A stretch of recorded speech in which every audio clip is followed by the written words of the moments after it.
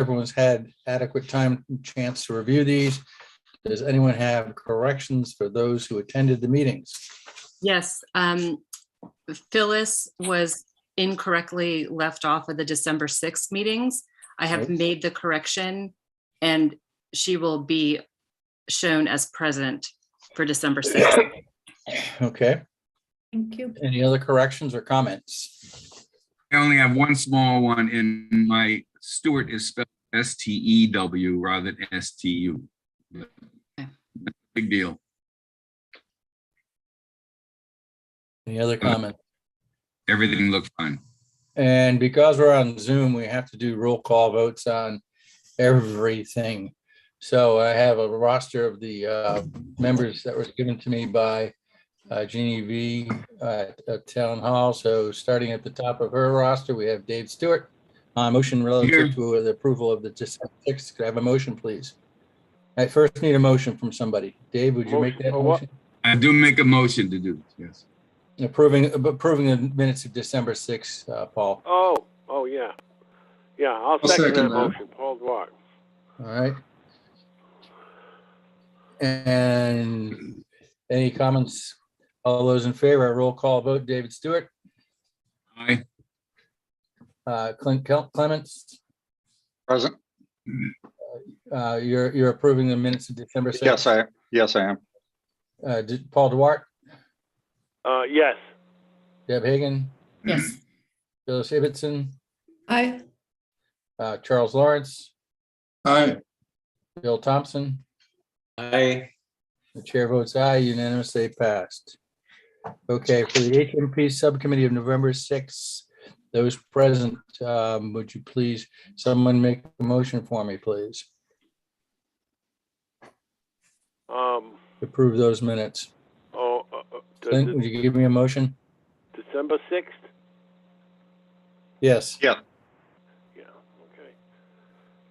Make a motion to approve. I'll Okay. second that motion. Roll call vote of those present. I gotta dig back to get those and see who was present. Who was present at that meeting, please?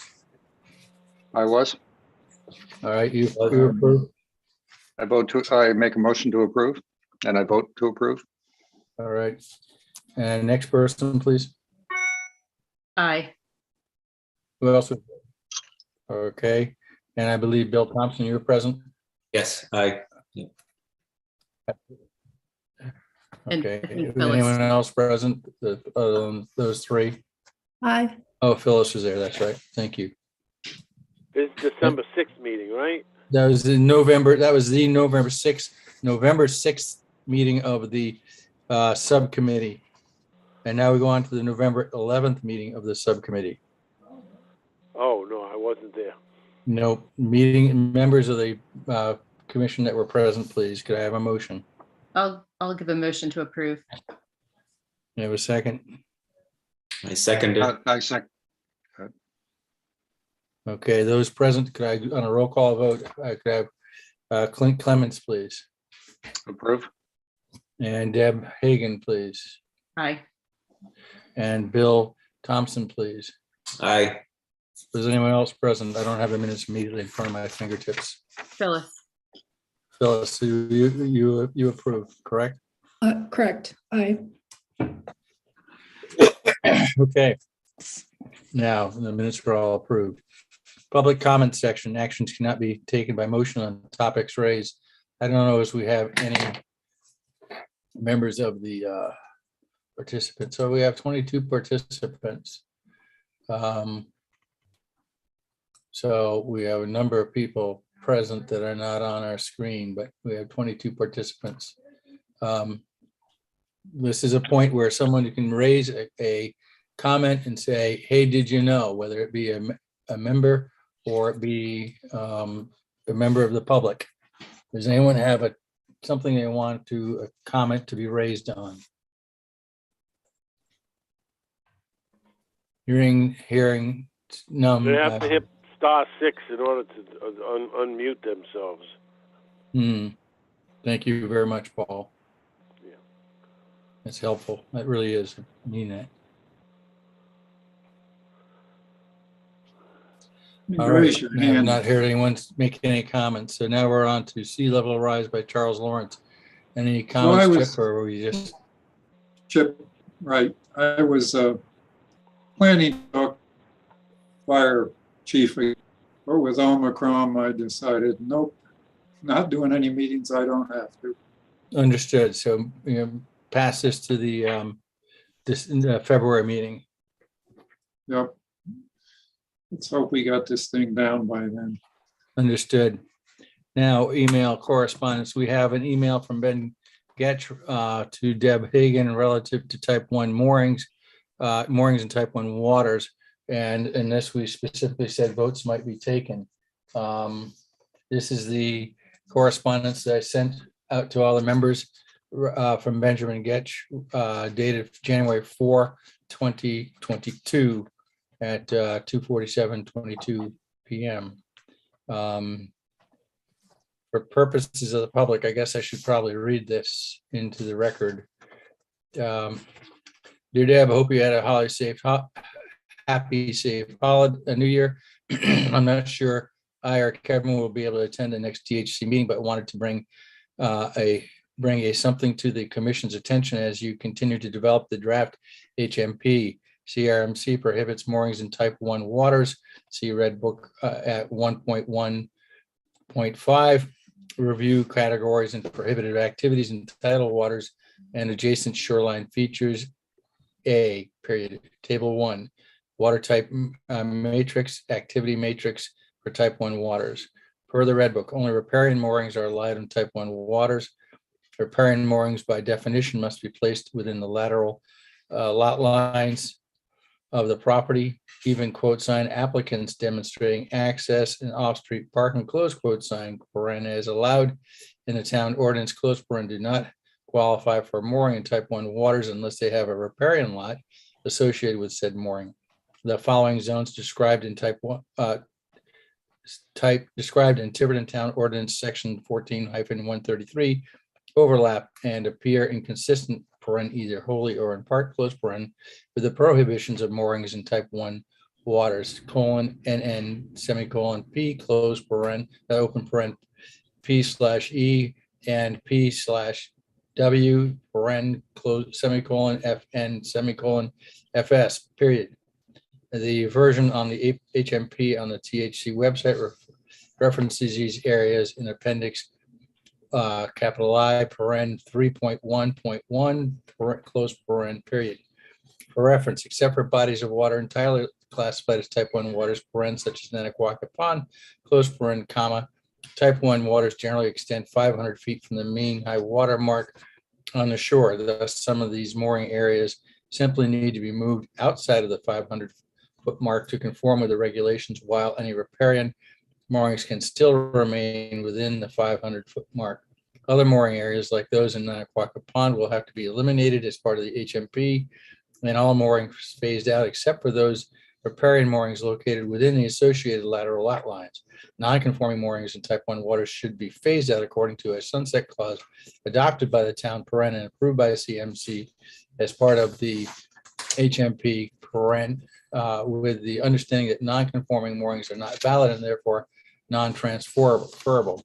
Paragraph. Additionally, from my discussions with Kevin, riparian moorings in type 1 waters should be limited to 2 per property, should be installed with helix type anchors and are revocable per criteria for occupancy, safety, and compliance with regulations. Paragraph. I apologize if you've already caught these issues and addressed them in an updated draft, but I wanted to bring it to your attention, excuse me, just in case to avoid any delay in the approval of the HMP. I do not have a current copy of the HMP revision, so I'm looking at the HMP on the THC website and town ordinance available on the Tiverton website. And he provides the link to that. Best regards, Ben Goach, TRMC Aquaculture Coordinator. And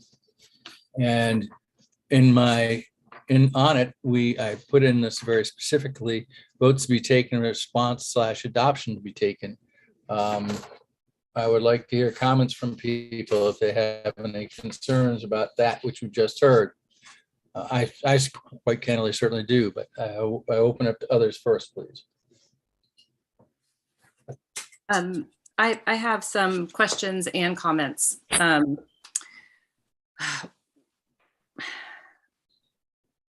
And I'm wondering how many other municipalities also have mooring fields in type 1 waters, and what a reasonable solution to the problem might be, whether it's a sunset clause or if these mooring fields predate CRMC, is there an option for grandfathering them in? Just like other structures in type 1 waters that are no longer allowed to be permitted as new structures, but were grandfathered in.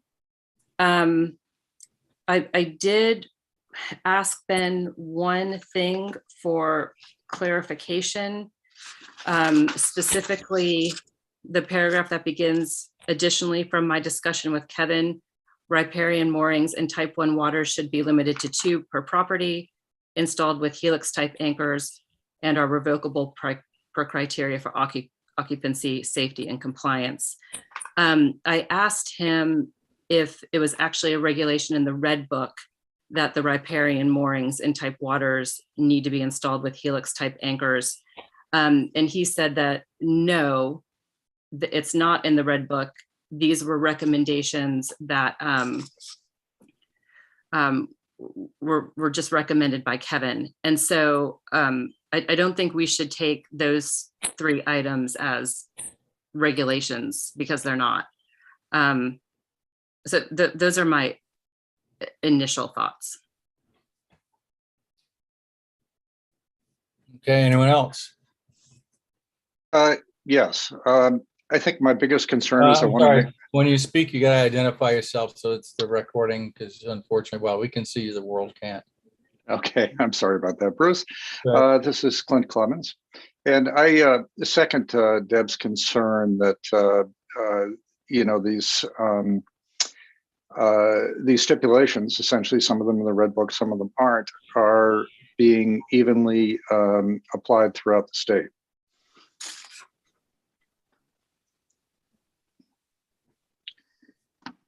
So there's going to be quite a bit of You there? modification. You're Yes, done. I'm sorry. I'm getting some breakup. I don't know. I'm sorry. Okay. Can you hear me all right? Yeah. So there's going to be quite a bit of modification to the existing, if I can use the term, grandfathered in moorings that exist throughout Tiverton.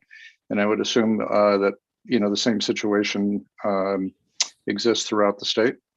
So I'm very concerned that this is applied evenly throughout the state, and not just to the town of Tiverton. Yes, did CRMC do, this is Deb Hagan, did CRMC do a mooring audit? I mean, I know that they have been, you know, we've requested some assistance with the harbor management plan, but again, you know, whatever they apply to us has to be applied statewide. And so I'm just wondering if there was an audit that was conducted of all the mooring fields, or if it's just something they catch as towns work on their harbor management plans. Point. This is Clint Clemens again. Do we know if this stipulation has been included in other harbor management plans? As CRMC, Which stipulation are you referring? the stipulation Which- that the third paragraph down, the stipulation that all moorings are only riparian and within type 1 waters, and then anything else gets moved to the 500-foot mark. So As I does it, understand it, that's I'm sorry, say again, Bruce? as I understood it from the article, but the email, it would say that it says waters generally extend 500 feet from the mean high water mark. So it might be an interesting question. Is that a rule, or is that sort of a, sort of a general casting? I mean, how basically you're asking how accurate is this, the citations in this? Is that what you're asking? I'm asking, this is Clint Clemens again. I'm asking if this same language that is, I believe that Ben is requesting that we insert this into the harbor management plan. I'm asking if this same language or similar language appears in other towns' harbor management plans. Mhm. So going back to my original concern, my concern is, one, is it being evenly applied and therefore an audit necessary, a statewide audit. And the second one is similar language to this already inserted in existing harbor management plans, since we're currently writing our harbor management plan. Mhm. Anyone else? You're done, Clint? Yes, I am. Anyone else? Yeah, Bill Thompson. I have a question about Kevin Cute versus Ben Getch in terms of, obviously we're working on the harbor management plan. Who are we supposed to be communicating with? Who's working on this with us? Is it both Kevin and Ben, or is it just Kevin, or what's, because my understanding was that Ben was aquaculture only, and yet he's chiming in about moorings. And if he's going to help us also, that's great. I thought initially it was Kevin Cute that was supposed to help us. That's what he told us. And maybe someone else already knows the answer to that. This is Bruce Cox, the chair. It's my understanding that Kevin is the principal contact relative to harbor management plan development, and not Ben, but Ben obviously is acutely aware of our community right now and undoubtedly talked from his representation here to Kevin.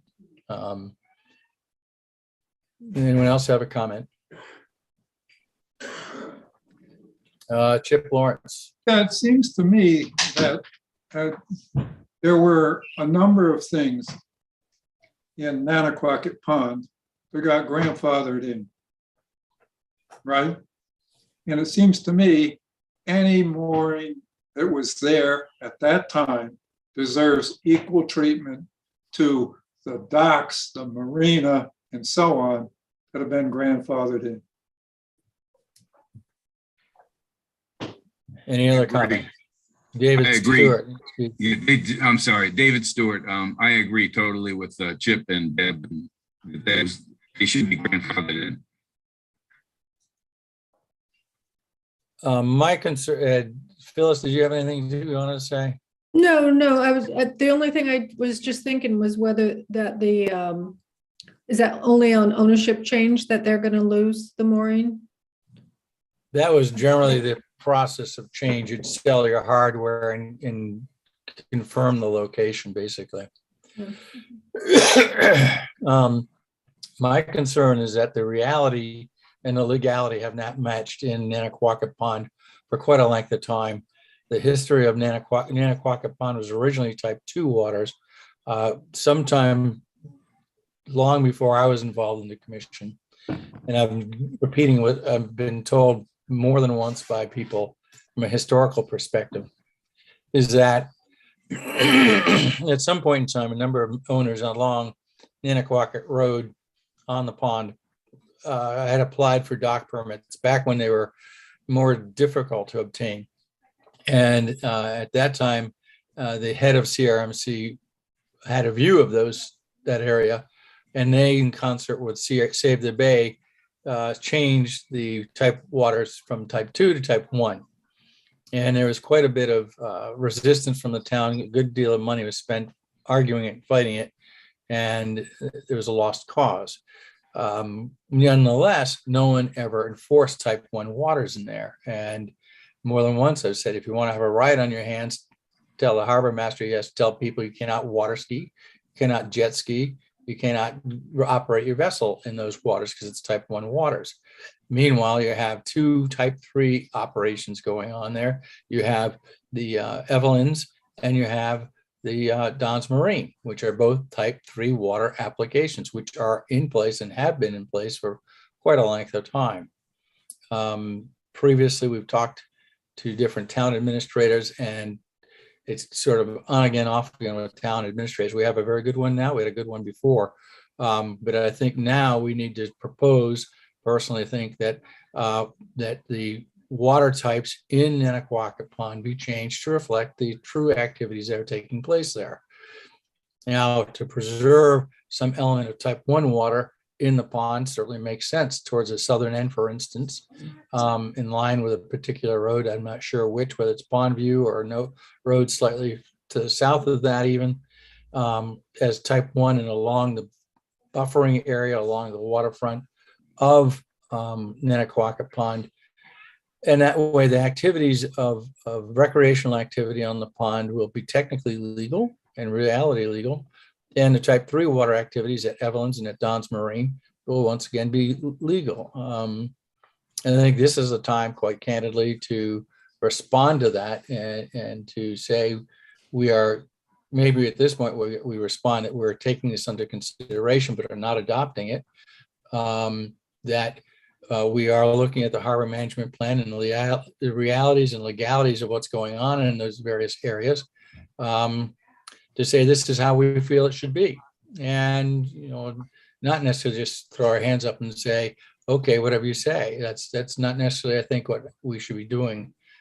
We do need to protect the rights, not only the citizens of Tiverton and people that use the waters, but also obviously we have to address the authority of CRMC over us. Unfortunately, they are the ultimate people that will have the authority to say yes, no, or indifferent, because they own the bottom of the water. We don't. But nonetheless, even if some elements of our harbor management plan are not by the staff green lighted, we can still go to the council and say, we disagree with the staff, and here's the reality on the water, as it were, of what's going on.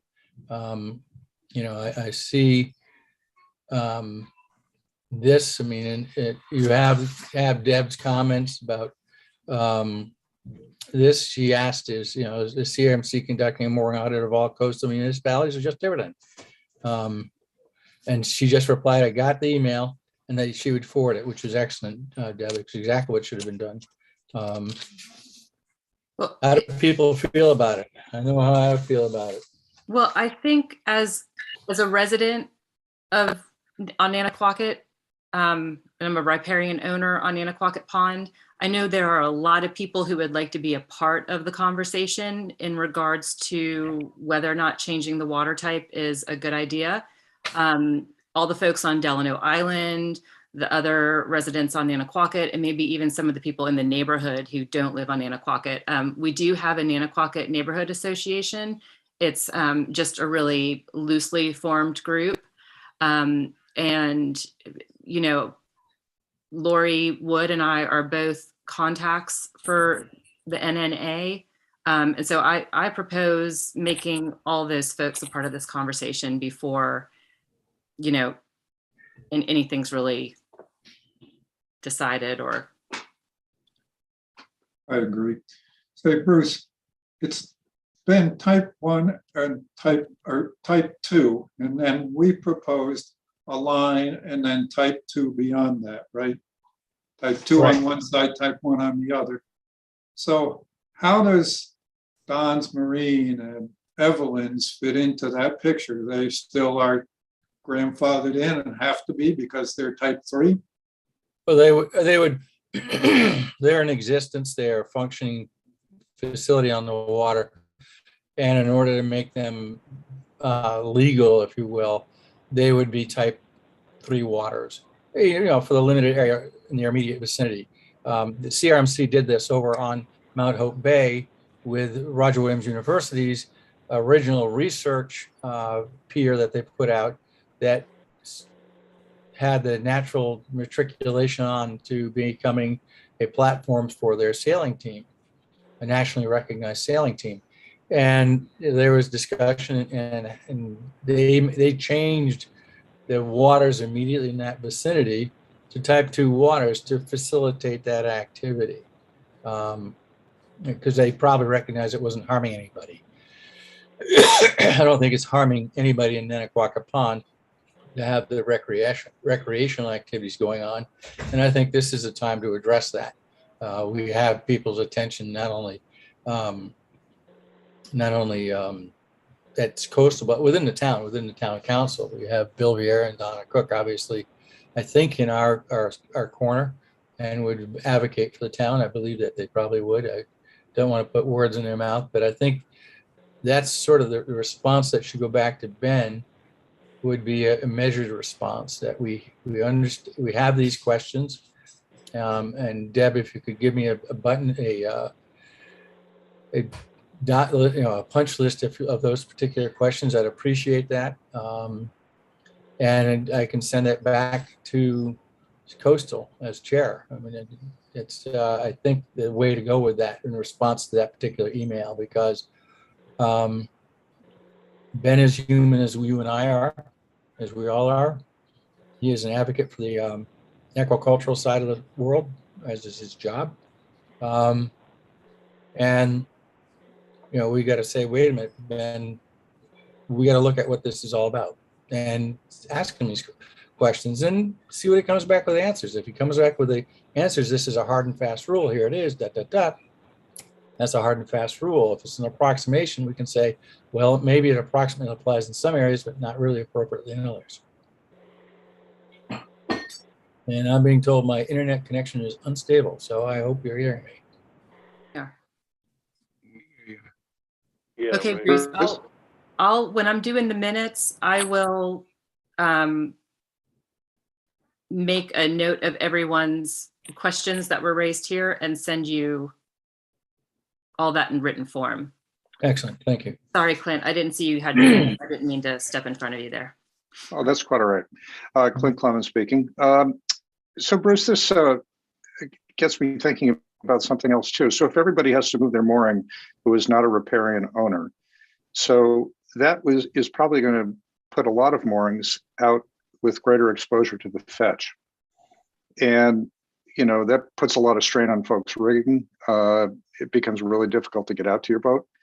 The other issue is that I think it starts to put a lot of undue pressure on the limited amount of mooring fields that we have in the town of Tiverton.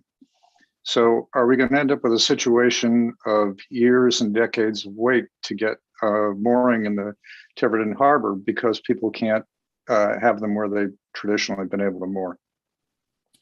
Well, the moorings in the harbor itself, there is a waiting list because there's so much high demand for that, you know, very protected area. And yes, I mean, the other issue is we're at the risk of a financial loss to the Harbor Commission, to the town, from a standpoint of availability of moorings and people being able to use the water. I mean, it's a thorny issue. This is Clint again. I have one more question for you there, Bruce. So does this contradict the public trust? Because in essence, we've established this as use of the water and how it's being used. I don't know if the two of those are in conflict. So it's an established use. People have moored their boats there for, I assume, decades, and they've been able to get out to their boats. I would say that there can't be any more moorings there, but you know, do they have to actually move them out to 500 feet? I think it's putting a pretty heavy burden on people to have to take on that responsibility. Additional use of the water. Mm-hmm. Interesting point. Very interesting point. For clarity, for my clarity, can we please just talk about where these mooring fields are, the ones that are in the type 1 waters? We talked about Nanaquacket Pond, but are we talking about there's a mooring field off the Fogland boat ramp, right? So that's one. There's a mooring field off of North Court. So that's 2. And then is there another one is it Fogland? Is that the third one? There's one at Fogland, yeah. Okay. So North that's 1, and 2, south of 3. Fogland. Okay. Basically, the type 1 waters start just south of Island View Drive, which is part of my neighborhood. Right. My neighbor 2 doors to the south has the last dock on the river because his lot is a little cockeyed as it relates to the line that was drawn out. So Island View transects, an extension of Island View transects his lot. And there was enough space for him to qualify for a dock there. And he is the last dock. Otherwise, everything south of there is type 1 waters. All the way to the Okay. border of Little Compton. correct? Deb, are you frozen or are you just? That was As I me understand. asking. Who's me? Bill Thompson. Okay. Just asking for clarification. The type 1 waters extend all the way down to Little Compton, correct? Correct. And I think down through Little Compton as well. Right. If you'll excuse me, I'm gonna get you a glass of water.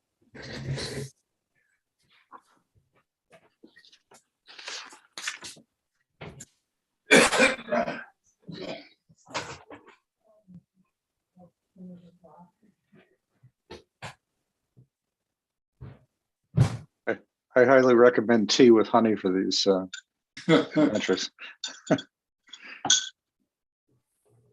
I finally found a tea that tastes a little bit like coffee. Mhm. Like Coke or like coffee? Like coffee. Okay, that's good. Never liked tea, but I drink coffee. Yeah, me too. I'm sorry, my voice was just getting worse and worse. I guess that's an advantage of Zoom meetings. You can take breaks easier.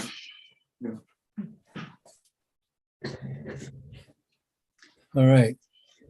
So all All those. right, do we want moorings to discuss that off- anymore? Verse all those moorings, Chip Lawrence speaking, all those moorings off of Fogland, right? That Right. that the harbor master monitors, those are in type 1. So That is correct. So they're still okay. Yes or no? There, as I understand, well, from Mr. Getch's letter or email rather, ouch, yeah, I believe he says they're supposed to sunset.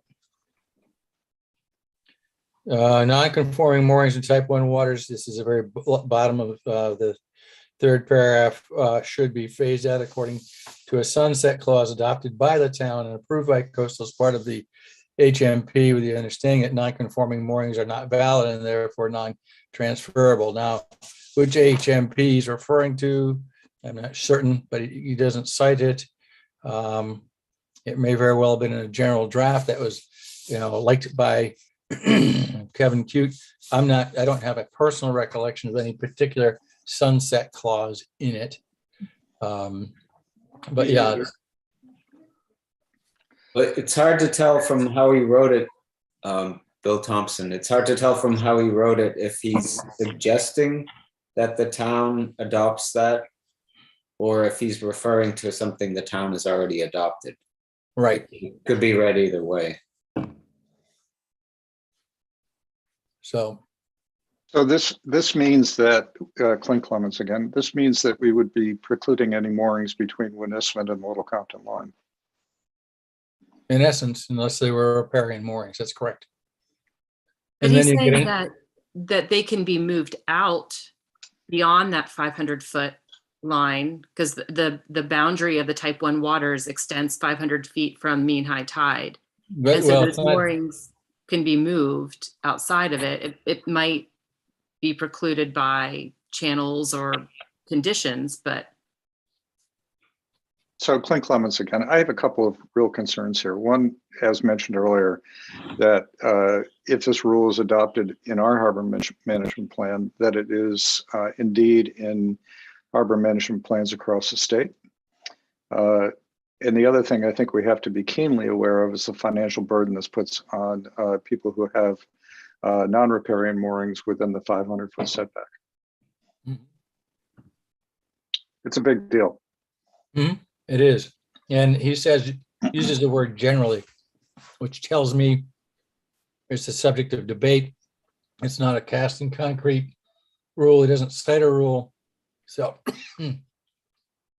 that's what we're dealing with.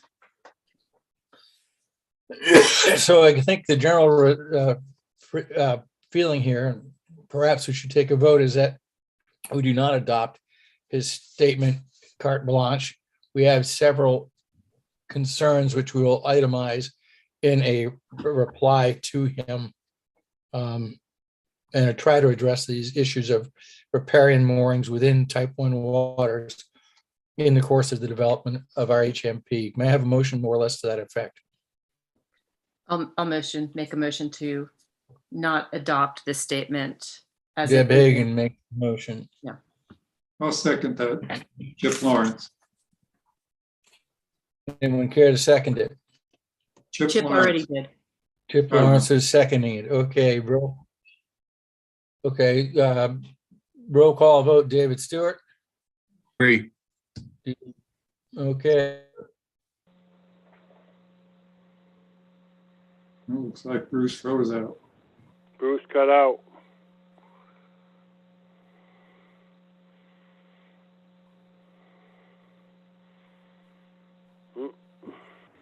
Mm.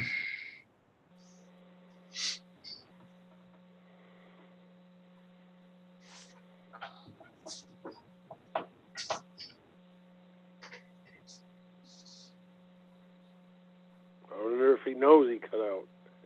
You must by now.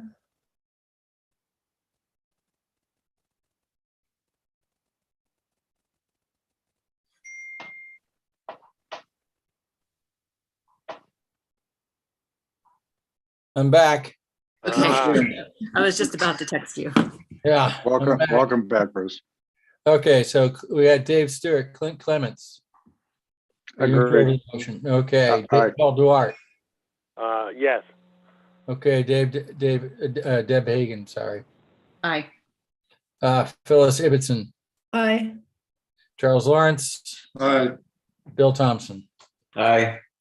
And I agree as well. So we all unanimously agree we're going to reply to Mr. Getch that we're not taking what he said as gospel, and we're going to come back to him with some specific points we're concerned with. All right. Now, email by Deb Hagan to staff Willis, Boyd, and Getch regarding the base amp notifications. We've all received this well-written commentary by Deb. Does anyone have any comments they want to make on it?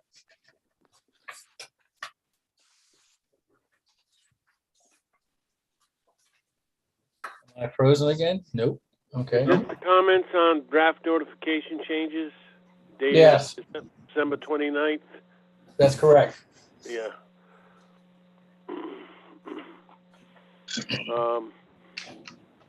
I didn't really have any comments on it. I thought it was all pretty well thought through. There was nothing cast in stone here. It's just still open for discussion from what I can read. And nothing was really decided on, but it is a lot of good, I think it's all good good points made in that correspondence letter. I'm just making sure that it's a it's a 4-page letter, right? Yeah. No, it's 1 page. 1 page? Wait, maybe I'm reading the wrong letter. And Bruce forwarded it to us all. Oh, this is, I think this is the one I got from Deb. Deb, that's why I said December 29th. Yeah. 11:25 a.m. It's a CRMC SAMP proposal for Bay SAMP working group. That's not the letter. That's it, Paul. That's the letter. It's 4 pages. Hmm. Oh, wait a minute. It's 2 pages. It says it's, oh yeah, I know. And then there's the January 4th letter. Oh, okay. I didn't see that one. That was attached to the back of it. 2 pages. And then there's 2 pages on the January 4th That was Yeah, I the think type one water. that's Ben's email that we were just Yeah, that's- discussing. Yeah, that's So the 4 type pages one total when Bruce sent them to us, both Right, letters right. together. That's correct.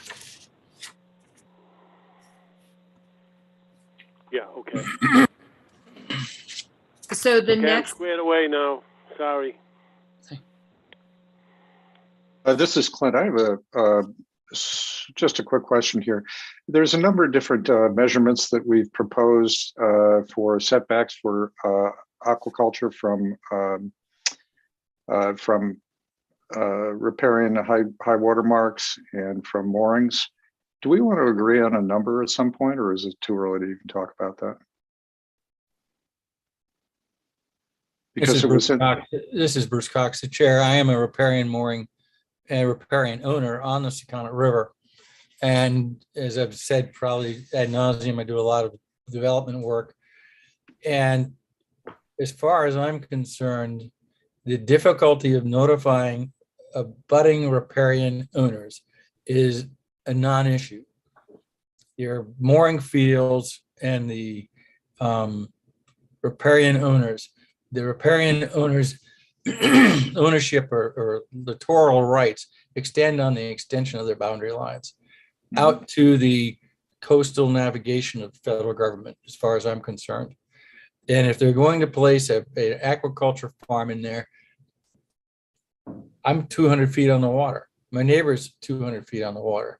How long is their thing? If it's 1,000 feet long, if their aquaculture farm is 1,000 feet long, they may have to notify a rip-roaring 5 or 6 people, or even 10 people. I don't care. I think that the notification should go to any riparian owner that is located adjacent to a given aquacultural proposal site, all the way across the Secana River to the point of the navigable channel where the certainly the riparian rights would terminate, or where they couldn't put an aquacultural farm, so that the people get realistic notification. Then if they say, we're going to put a farm out here 2,000 feet out in front of your house, Bruce, maybe my points aren't as well meaning, or at least as meaningful as if they're going to put it within 200 feet of my waterfront. That's a little bit different. But I think it certainly warrants it's not hard to do. It's, you pull up your GIS, you extend the lines from people and say, okay, here are the people, 1, 2, 3, 4, 5. And if you're smart, you err on the side of giving greater notice than less notice, because you don't want someone to come back to say, I was entitled to legal notice, and challenge you. Because then if they've indeed prove that to be the case, you got to go back to square one again, because you haven't given proper notice. But this idea of 500 feet out, I don't think that cuts it, because it doesn't make it that much more difficult to just extend it out to the navigable channel. I think the need is for notice, and I've been yelling this, and if we're going to start this argument in the SAMP, now's the time to do it. So is it possible to make Ben Getch's email and Deb's email response as part of the public record?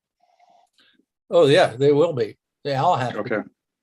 Okay. I mean, this Deb's comment to Jeff, Jim, and Ben as is a document now in our agenda, and it is actually part of the public record, as part of what would be available at Town Hall. Deb submits all that.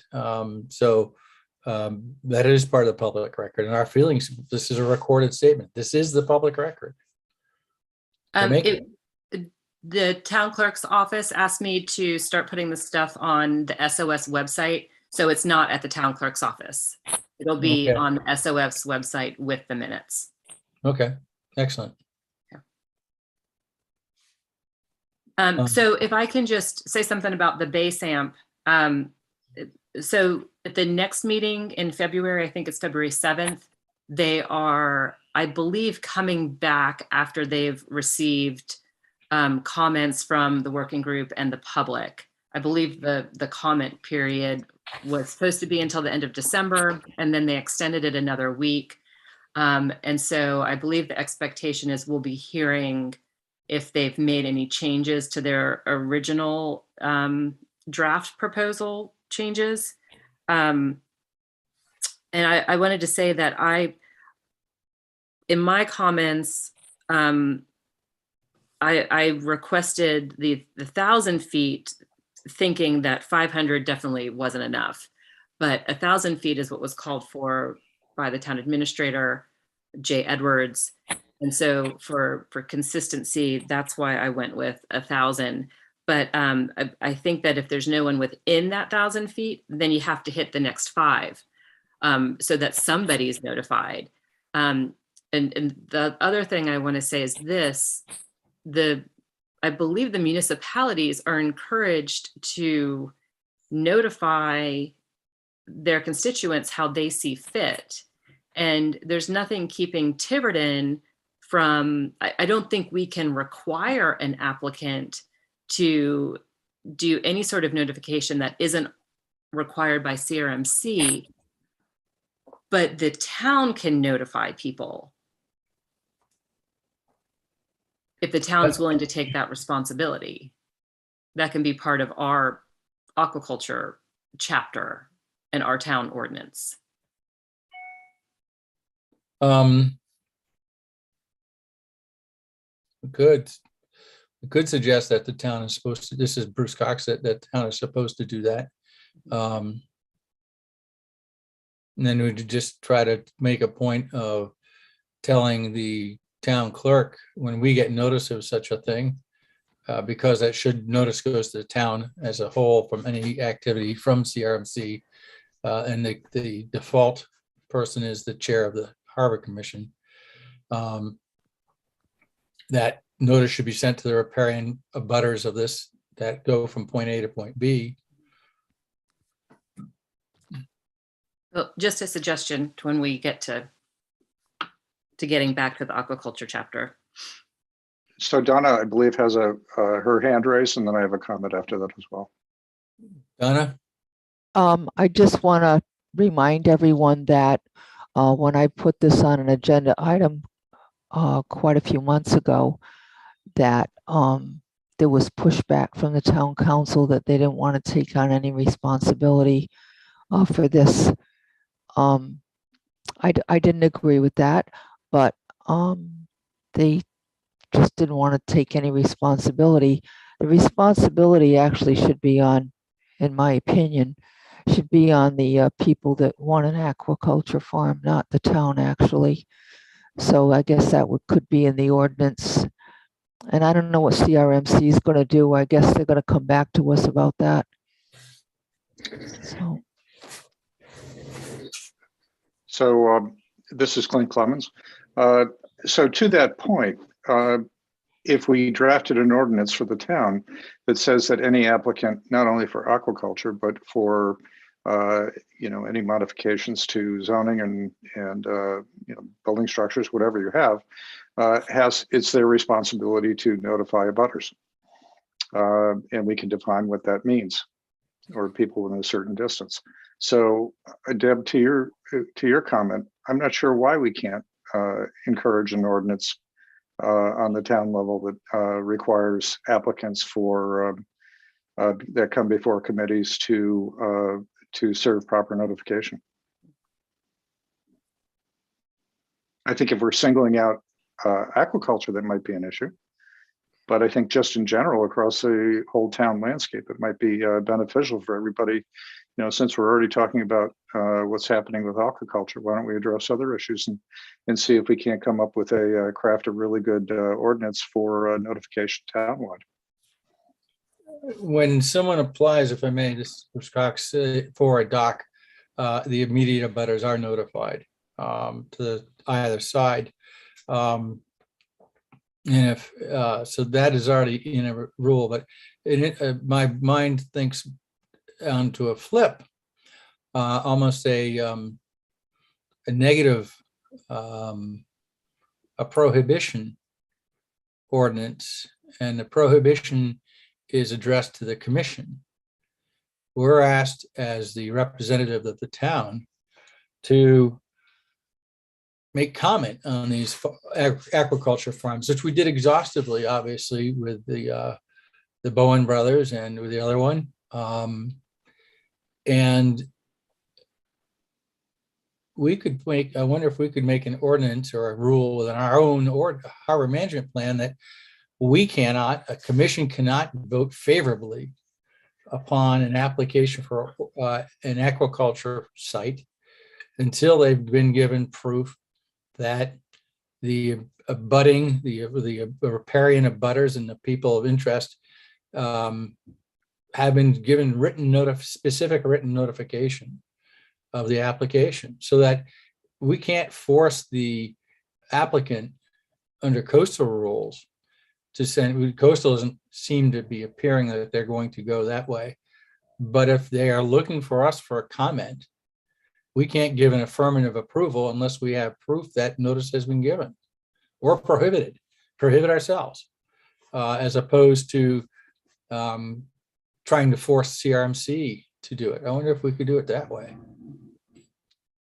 So Bruce, to your point, that's a good idea. But a few months ago, we talked about coming up with a list of questions. I think it was one of the aquaculture meetings early on. Just a standard list of questions that had a lot of detail to them that we would expect applicants to be prepared to answer when they come before the commission. So maybe that's the way to do it. Just publish it.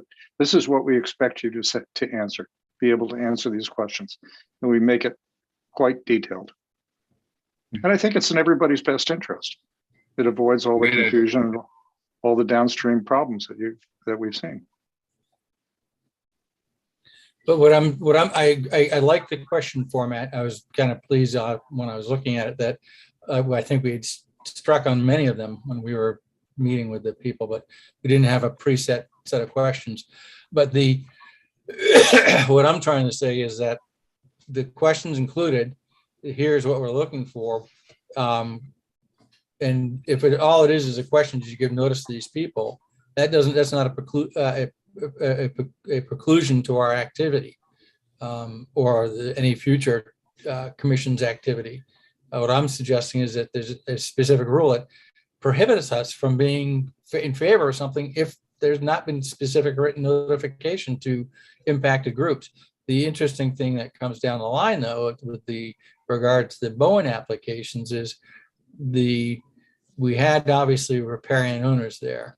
But we also had a heavy impact on the fishing aspect of it. The fly fishing group that fishes out of there, so specially, if you will, that's a little touchier, and that's one of those. Okay, how do we get to those people? But if we can't get coastal to require written notification to abutters, to waterfront abutters, without, we could prohibit ourselves from giving it. Just say no affirmative decision shall be given unless proof is given to the commission that notification has been given to these people. That doesn't tell a CRMC they can't do it. We can just put it on the record. We require this, and it wasn't given, and therefore we're not giving affirmative approval. Now that may be making ourselves shot in the foot a bit. It's an interesting question. You cannot make a rule that would make it impossible for someone get an approval from you. That can't be done. And indeed, no court will enforce it. The Supreme Court on a coastal application that the coastal tried to bar a guy's appeal to the Superior Court, and he had to actually go all the way up because it was a federal waters issue to the United States Supreme Court. And they said, hey, there's no way he was going to get an approval going to this next step, that next administrative step. That die was already cast. So to make him go through that administrative step was a waste of everyone's time. Therefore, you can't say he didn't exhaust his administrative remedies, because that's the procedure going to ultimately to court. So that's what I'm thinking. Anyone else have thoughts about that? Yeah, well, so we only make a recommendation to CMRC. Mhm. So it's not a rule, it's just that we won't make the recommendation to them unless the abutters extend it out to whatever range we say, right? What we can't, Must be notified or we won't, we can't, we can't approve to recommend it to CRMC. that's what I'm saying. Putting a rule in place that says a commission is prohibited from giving a favorable approval unless written notification has been demonstrated to them. So it's sort of like first things you have to do. Here's my written notification. Boom, I've done it. You bring them in and then you're done. That's right. And when they go, when they first come and they say, gee, we weren't aware of that, we can say, well, we'll continue to the next month. We need to have people have notification. Mhm. And it's not hard for us to meet. We need 48 hours written notice, and we do special meetings. We've done them in the past. So Bruce, to build on that same idea. That's Clint Clemens speaking. Yeah. Yes, Clint Clemens. Yep. So to build on that same idea, that's one of the required responses that we would expect from an applicant, including questions on a very detailed questionnaire. So why don't we package the whole thing together, do a quick subcommittee, and start to write up what that might be to encompass your idea and encompass the questions, and see if we can't come up with a package that we would adopt into the set of rules. Mm-hmm. That would be part of our aquaculture paragraph for the HMP. If I could, I have a comment just to play devil's advocate a little bit, and to Bruce's point that we don't want to shoot ourselves in the foot, because the notification is important. It's so important, but equally important is the dialogue that's supposed to follow the notification. And my only concern would be, like, we don't want to be so inhospitable that we don't get the opportunity to hear from applicants. The residents and the public users don't get an opportunity to participate in dialogue. And so while I think it's a good idea, I want to be careful that we don't prevent the very thing that we're trying to accomplish, which is a forum for meaningful conversation and input. Mm-hmm. So Deb, Clint Clemens again. So to your point, why don't we write a preamble to what we were just talking about that says that we encourage, not require, but encourage applicants to have a conversation with the community. And we can discuss that at their when they come before the Tiverton Harbor Commission. Yeah. And so I think, and also a piece that might be missing here is that part of CRMC's proposed changes to the notification is an additional step in the application process, where there's this scoping session that the applicant has to schedule in the municipality where the farm is being proposed. And so I don't know if having that also changes, because that scoping session, I believe, would happen prior to the Harbor Commission's review of the application. So I'll send you guys a link to Ben's presentation so that you can get a full picture of the changes they're proposing. Because I think that might be important. So Deb, Clint Clemens again. Yes, they did include that, and I think that's actually a really big improvement. Mm-hmm. One of the questions that I have about that, or concerns that I have about that, is the timing. So for instance, if I'm just pick around numbers, the Harbor Commission meeting happens on the 1st of the month, but the application goes in and the scoping session happens 7, 8, 9 days beforehand.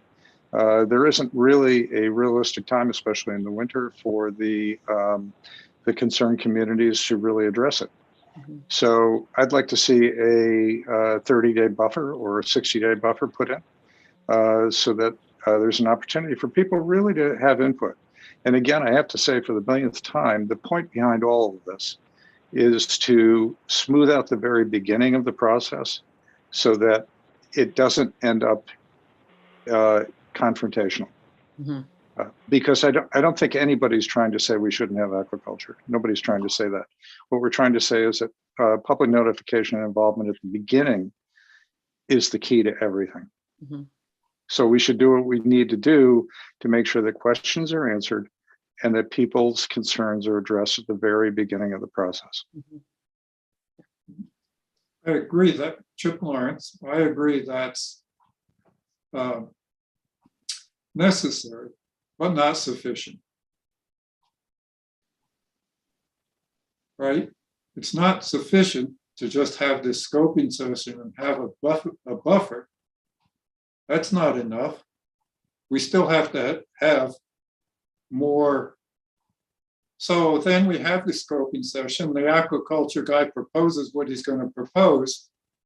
And then he comes to us and we still haven't told him, right, that you need to notify the abutters this far out. Mhm. Or if they haven't, or prohibited from giving. I mean, the whole scoping session and general discussion elements and whatnot is part of what CRMC has done, is tried to do insufficiently, unfortunately, in the whole Bowen applications. Because we, the Harbor Commission, were given notice about them. We posted it, we had discussions, we had them on Zooms, admitted, and in the middle of COVID. And as my daughter pointed out to me, being on Zoom in COVID, a lot of people were stressed with a lot of other details and not paying attention to things. But in reality, you know, how many people go and check the minutia of all the various little boards or commissions that may have some input upon a development or a proposal that could affect them? And the answer is very, very, very few. You know, that's why the sending of a letter, all you have to do is pull up the addresses on the GIS map, send the letter out. I certify I sent this letter to these people. Now, if the people don't have their mail forwarded to them when they're in Florida and they don't see it for 2 months, well, that's too bad, unfortunately. But 90% of the people in the world are in fact around most of the time or have their mail forwarded to them. So good old US Postal Service, although you'll love this. I sent out documents in November to somebody. They just came back claiming that the address doesn't exist. And I called the client and made sure the address did exist. So I don't know what the problem was, but it took from November to today to get back to me. Good old US Postal Service. So Bruce, this is Clint Clemens again. So in the interest of time, would it make any sense to have a very informal 3-person subcommittee to draft up a series of what we just talked about and present it to the Harbor Commission for more detailed discussion at our next meeting? As part of the HMP, absolutely. Yes. Okay. I see one hand raised up there. Andrew Reese. Andrew. Yeah, I just want to let you know that there was a hand raised in the attendees. I don't know if you're taking public. Oh, we're not, all right. I'm not sure how I see that. Because I can bring them in if you want. Yeah, bring them in if you would, please. Hi, this is Don Libby from 453 Neck Road. How are you all this evening? Good, Don. How are you? Good. In listening to this conversation, I agree with Clint. It's probably better to take this offline to the Harbor Commission Plan Subcommittee. But before that, I just want to make a couple of suggestions. I'm concerned that the Harbor Commission is somewhat gun shy about CRMC. Now, my understanding is when there's an aquaculture application pending, notice is given to the town in some form or fashion to the Harbor Commission and what have you. What prevents the town from having an ordinance either through the Harbor Commission or in the town ordinances somewhere requiring specific kinds of notice? Because that's been delegated to the town to give proper notice to its constituents and other stakeholders why are you guys afraid to put something like that in writing? It's not usurping any authority of the Coastal Resource Management. They've given you the opportunity to give notice. You can require certain notice. It's not stepping on their toes. They've given you that, they've delegated that authority to you to give notice to stakeholders and constituents. So why can't you specifically ask for some footage, other stakeholders? And I will admit, I wrote a 4 or 5 page letter and comments like Deb did to the BaySAM people. I'd be happy to provide it to you folks as well, that you can require the applicant to do this. It should be on their dime. It shouldn't be on the town's dime. And CRMC has given you that opportunity by putting it in your hands to give notice to everybody. And I think that's the kind of thing you should do. With respect to Clint and Deb's idea about having specific general questions, that's where you're going to step on the CRMC's toes. What I've suggested to a lot of people in conversation is you have the category B requirements.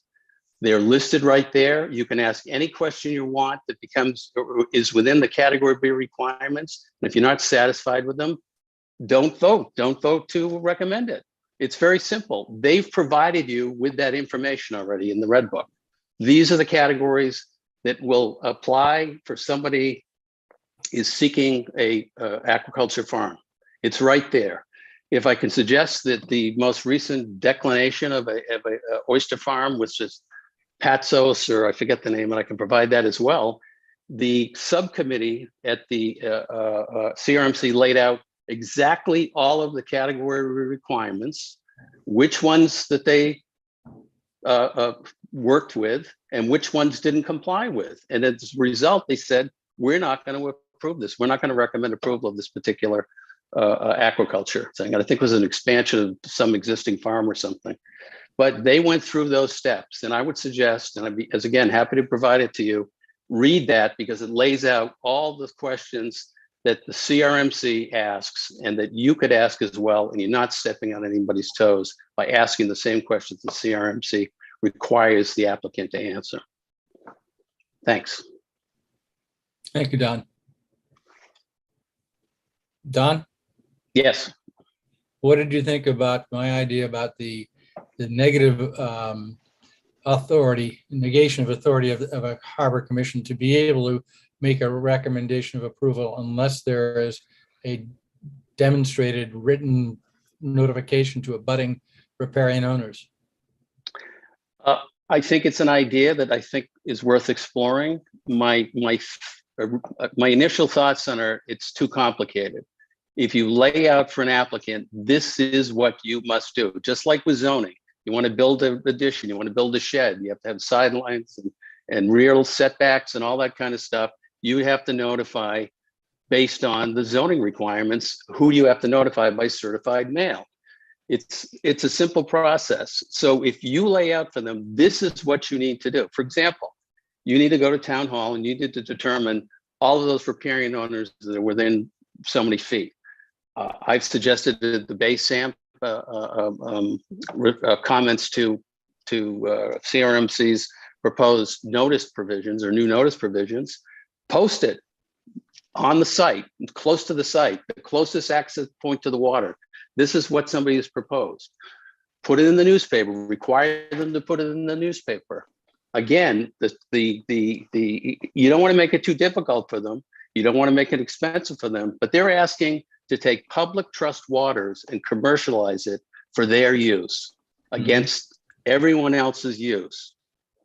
And they should be required to jump through some hoops. And again, if the authority has been delegated to you to give notice, you can decide, in my opinion, how that notice is given and when it's given, what publication it has to be in, and all sorts of things.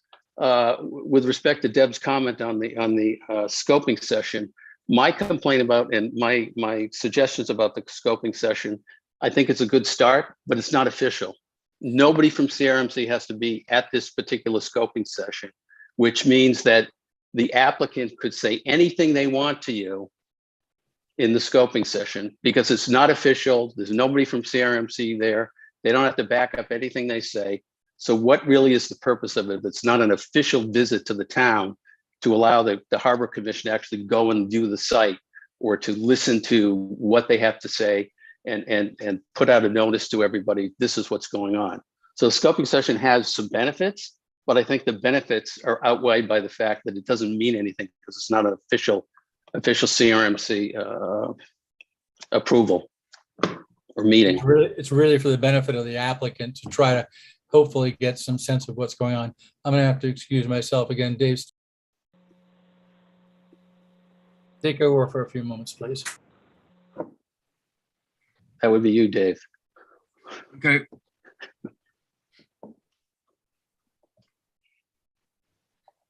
What can we do here? Anybody commenting on my comments? I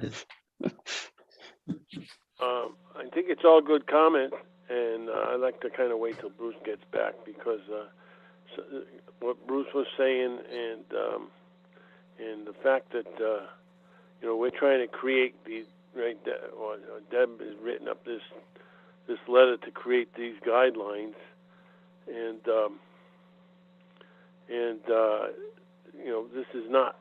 this is just the beginning of it, as far as I understand. This is not cast in stone, but all these ideas are good, and we should add this to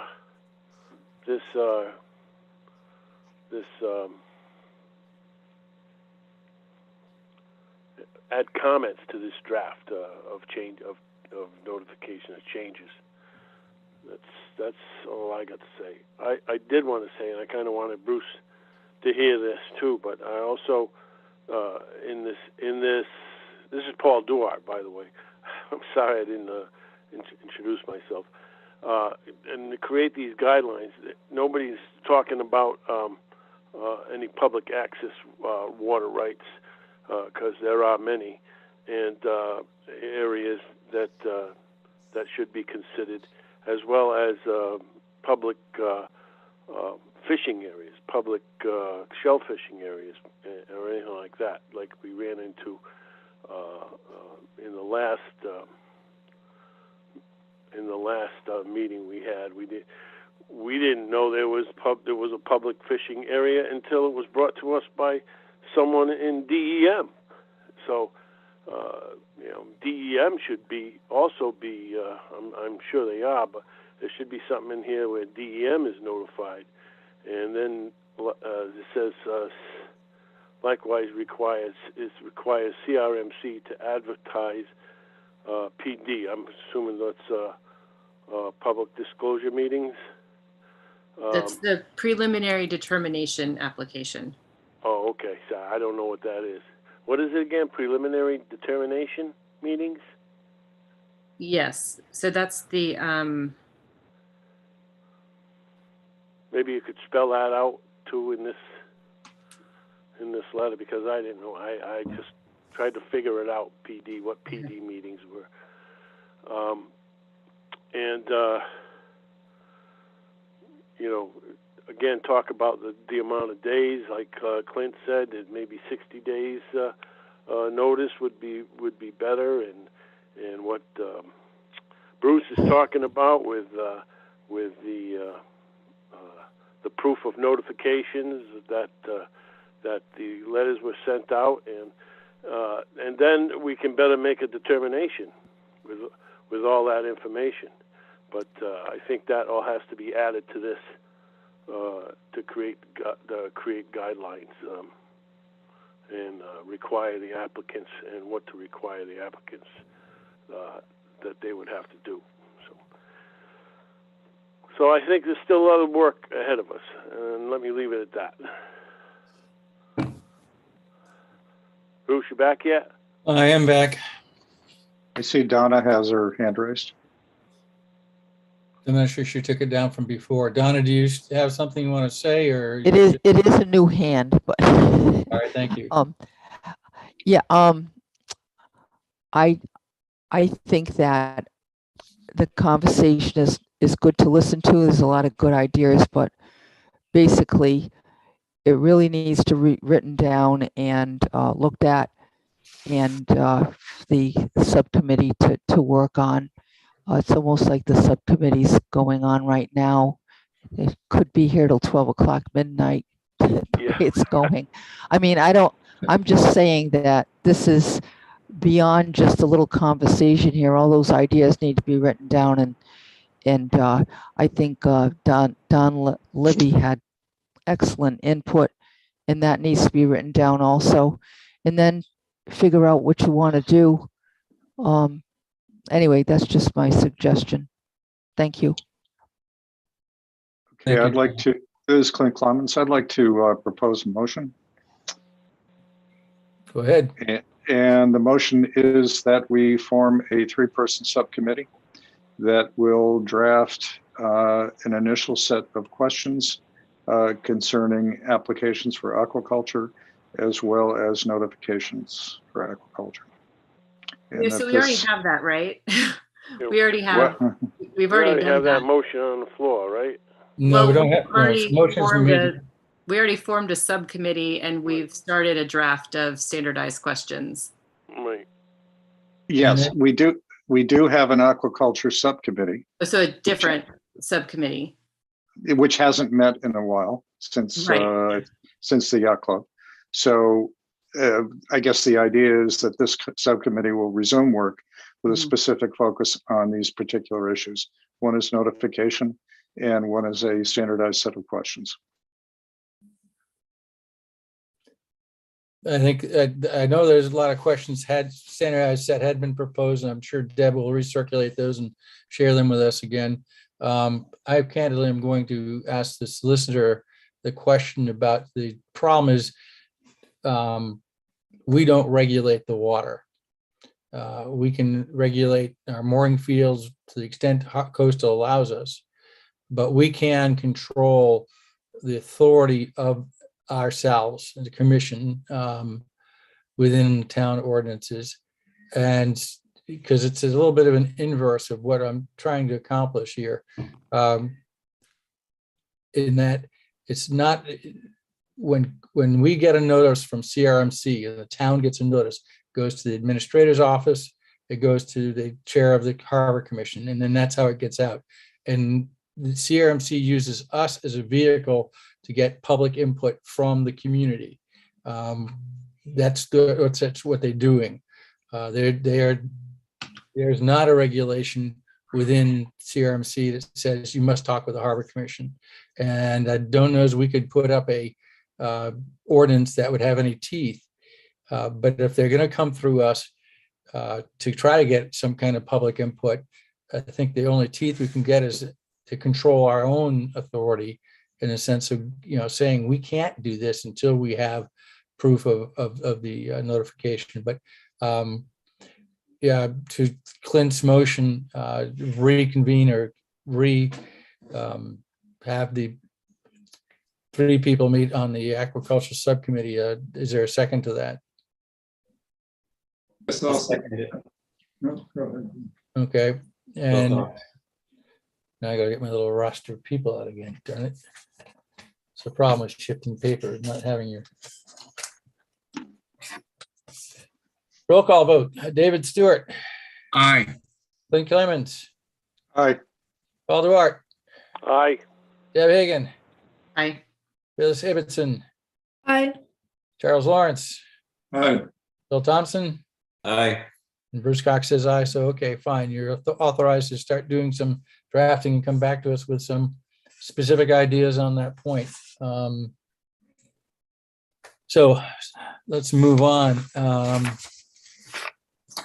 Harbor Management Plan Subcommittee and Special Workshop report dates for future work and process of sharing work to be done.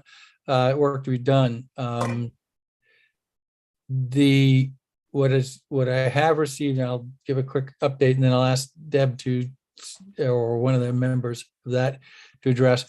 They have worked and provided us with a initial draft of the pages. Because of the difficulty of the documents, they informed me that using the track changes became way too cumbersome. It's a 19-page document, which I copy on 2 sides, so it's a rip-roaring 10 pages of paper. and I will undertake I have copied those and make those up, and I've got the addresses of the members. Deb, would you please address the issue with regards to the other documents that you sent to me by Google Drive? Yeah, so in November, the first time we met, a previous working draft was distributed that we were working on as a group prior to breaking off into the smaller subcommittee. And we noticed that it was slightly different than the version that is available on the town website. The version on the town website was a little bit further along and updated with dates that were more current. And so we looked to both of those documents to make sure that we were not missing anything and that we were at least working off the most current version. They pulled a lot from Bristol's harbor management plan. And so we reformatted a little bit. We included more description about the recreational areas in town. And so, like Bruce said, it became very quickly apparent that keeping a red line draft was going to be impossible. So what we're asking you guys to do is to just read, and again, it's only the first section that we've worked on. So it's the first 18, 19 pages, is to just look at the draft that we've submitted to Bruce side by side with the other two versions that are available. And then to take the time to do that and to get your thoughts in order, your comments, your questions, make sure we didn't miss anything, make sure information is correct. And then we can meet at a later time to incorporate ideas and make changes and do it that way. But those documents are too big to email as a PDF. So Bruce can distribute well, you're all shared on the folder anyway, the members of the commission. So, and he's going to send you guys a hard copy. And then for the members of the public, Bruce, so that it's available to anyone who wants to see it, it's going to be a PDF available upon request at the clerk's office. Was that? Yes, they'd have to be the disseminating group, not me. Okay.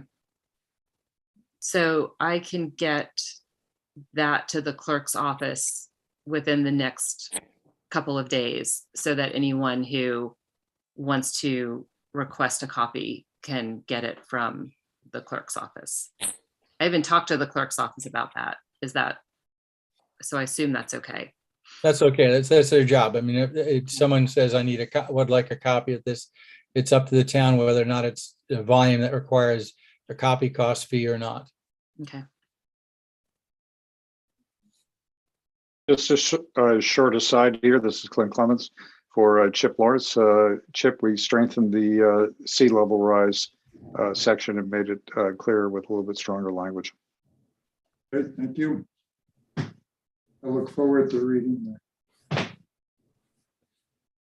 So we're going to get, my experience is if it's too big for me to send directly, then I'll get a notification, go to the following place in Google, and I can pull it down from there. So I've never had a document I was unable to retrieve, either get it directly or go to Google. They give me the link and I pull it in. Mm-hmm. And that's what you sent to me, Deb, isn't it? Yes. Yes. Right. So I can, you just sent that to me. So I will forward that on from the office tomorrow. Okay. To send it out to everybody.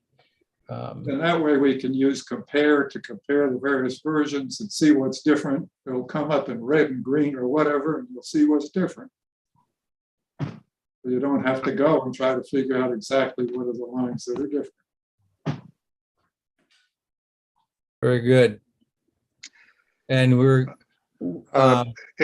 Excuse me for 1 second, Bruce.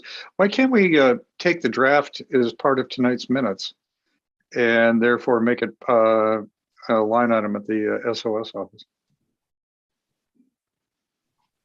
Did we do I that? can load up that much at the SOS office. Deb, you want to try that? I can try it. It doesn't harm. It's, more information out there. It doesn't, if you want to try that,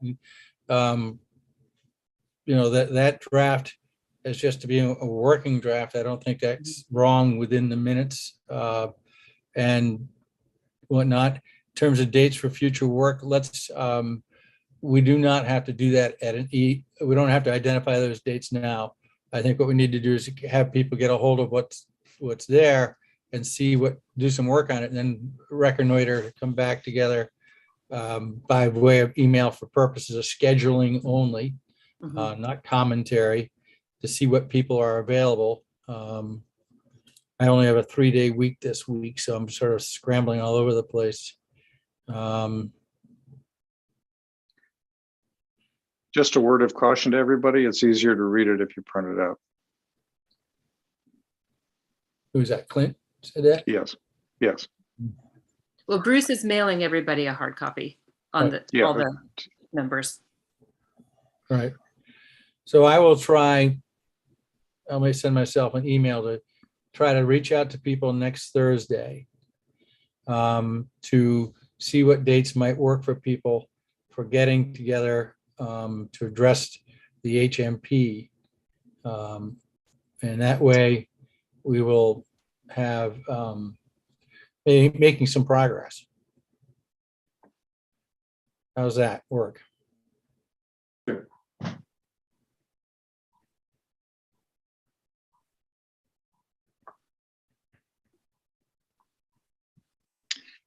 This is Clint Clemens again. So Bruce, at one point a few weeks ago, I reached out to Kevin Cute to see if he could give us an initial reaction and a blush on it. And I still haven't heard back from him. I would love to hear from him again. His input is extremely valuable. So hopefully we can get a response from him as well. He may be looking for us to, as a group, say this is what we want. I don't know. Kevin's a great guy, but he's also responsible for all the waterfront communities, of which it's not 39 like there are all across the state, but there are a lot. So I don't know. It was not surprising that he may not have been able to get back to you. But yeah, if he does get back to you, share that thought back, share that with the group so everyone can look at it. Shall we move on to the next item? Chip, have you had a chance to reach out to National Grid at all? The pole straps? Yeah. And I did get some reply, I reached out. I haven't been able to make contact. I'll give it one more time. Right. I mean, the whole. Yeah, you sent me the connection, if I remember right. Right. And one of the problems that we bumped into previously is that National Grid's approach to avoiding COVID exposure employees is they put one employee in each truck. So what used to take one truck and 4 guys, now it takes 4 trucks. The coordination and the manpower, person powering was overbearing to them during COVID, and now with Omicron up, assuming they may very well be in the same boat. Yeah. Who knows? But that's something worth keeping an eye on and not letting it just fall to the side. And I think we've worked on aquaculture ordinances pretty well here. Does everyone agree? Yes. Agree on the 3. Yeah. Okay, new business. This was actually proposed to me by Mr. Libby, and you see it as G1, whether or not to ask the town to apply for an assent to remove the, excuse me, that's not the Libby, that's from previously, whether or not to ask the town, this is from last month's meeting, to apply for an assent to remove the rocks that are obstructing the ramp at 2 Rod boatway to the west of the existing jetty to restore it to a boat ramp. Did people have the ability to go down there and see what was going on down there?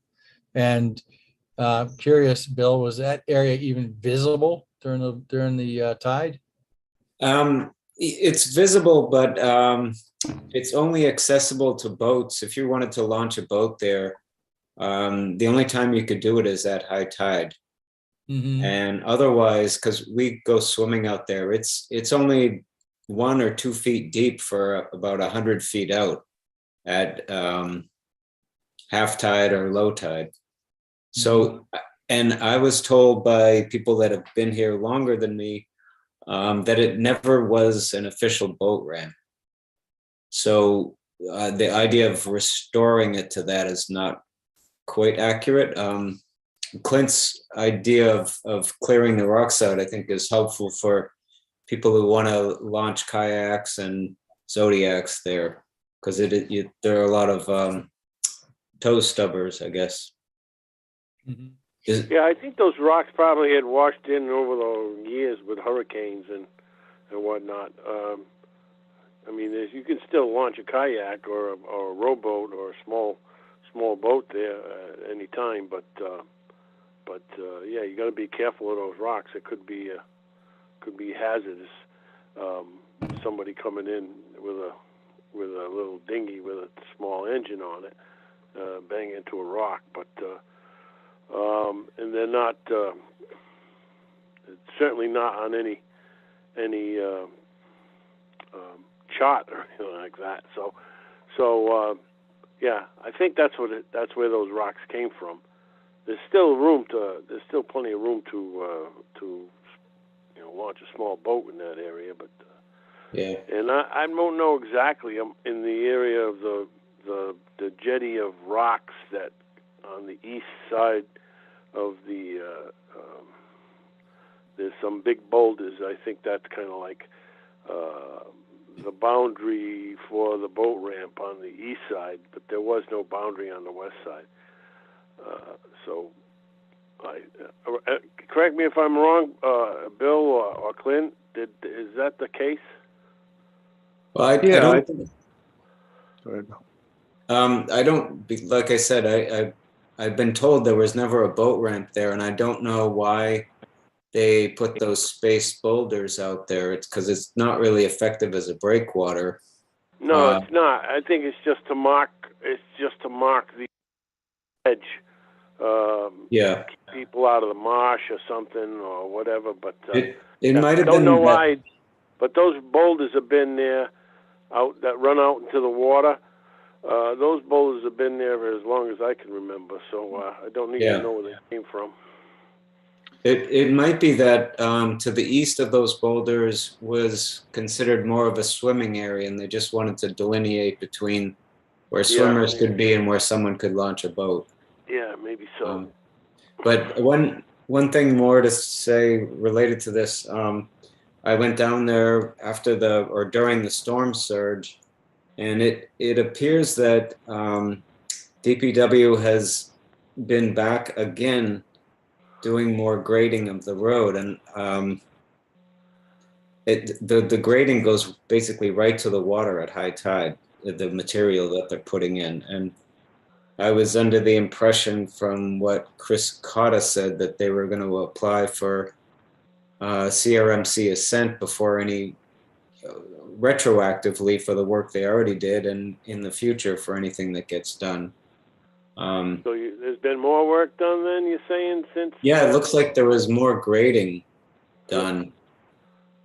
Well, the issue currently before us is the question about, should we suggest to the town that they apply for a assent regarding the rocks in question that we were provided with pictures of, and that way we could raise that topic as well about what's going on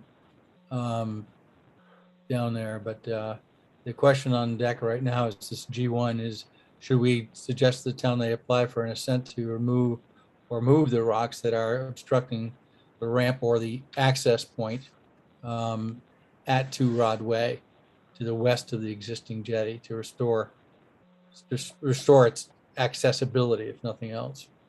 So Bruce, this is Clint Clemens. So the reason to adopt that motion is that it's already marked on the charts, the nautical charts, that it is a boat ramp. And furthermore, to Bill's point, there is no depth greater than 2 feet at low tide for probably 100 feet out. However, there are a lot of toe stubbers there. And as Paul said, you could probably end up torquing your engine up pretty badly because the rocks are of a significant height, even at high tide. So I would like to see that motion pass if we can, because I think it's a small but meaningful improvement to a probably a very underutilized boat ramp, but it would benefit the public.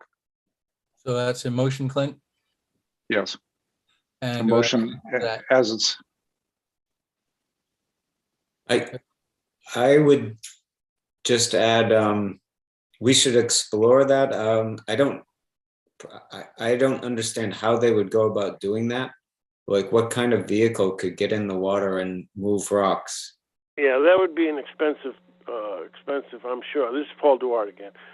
Expensive endeavor for, maybe it doesn't have to be done, but it probably would be nice if it could get done. But I don't think you don't want to send your expensive town equipment into the water, just to move some rocks and get into the salt water, because that can destroy a vehicle in no time at all. Yeah, I think the idea here was to do it at low tide. So, if it isn't a priority, it would be a nice way to improve it. But if it's not a priority, I understand that. I think the other big thing. If you put in for an assent to remove them, does that assent last until the job is done, or does it have to be done every year? No, it's until that job is done, and an assent generally is valid for 1 year, and then you can extend an assent, or it's actually longer than a year, it's a few years. But anyways, the point is that if nothing else, it puts it on the town's DPW's agenda to say, take a look at it.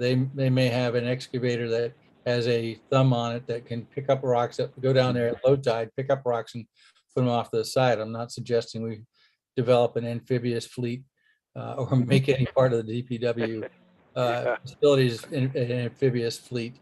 When my dock was put in, the guy who built the dock had a machine down on the water to put some of the earlier footings in that he couldn't drive pilings through.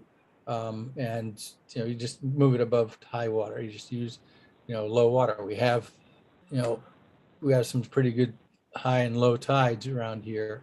So a lot of that improvement can be made, and you can't make it perfect, but you can make it better. We have a motion on. Is there a second to that by anybody? Second the motion. Phyllis, if it's in seconds the motion. Any further discussion? Well, I want some more information because I want to know kind of what Bill and Paul just brought up. Like, is it feasible? Is it expensive? By what means would they be removed?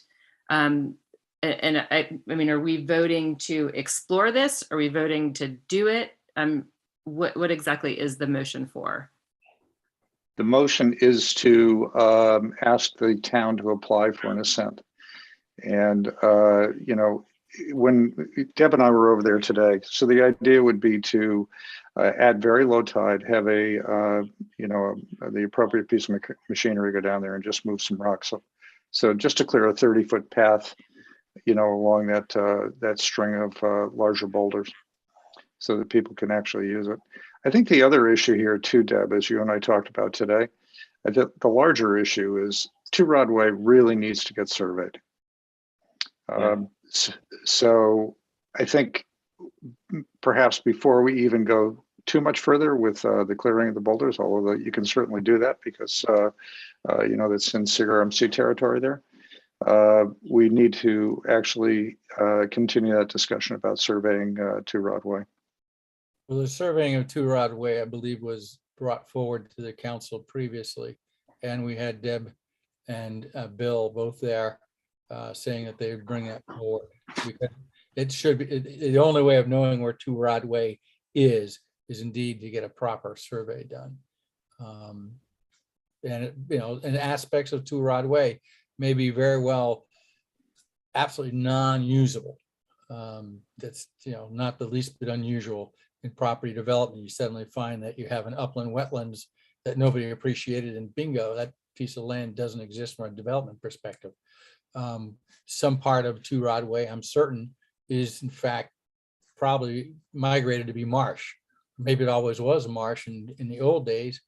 You ignored that. I mean, I can point to a number of sites where, well, excuse me, downtown Providence was filled. The financial district was all filled back in the 1800s. So, I mean, the idea that this was done in the 50s would not be surprising to me at all. But we need to know where are the boundaries of it. I think the town council, I believe, and I'm asking Donna, is that something that's been put on the council's agenda at all? I don't know if she's hearing me. See her, but I don't know if she's hearing me. Donna or Bill? No, we'll investigate that. But right now there's a motion on the floor to at least suggest this to the town, that they do this, right, recognizing that we're advisory, and they can very well say we're too busy with other things. But I think this is a step in the right direction. There's a motion on the floor that has been seconded.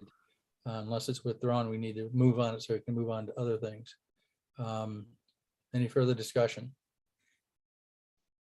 Okay, by roll call vote, David Stewart. I say yeah, aye. Clint Clements. Aye. Paul Duart. No, I'll abstain. Abstain. Yeah. Deb Hagan. Yes.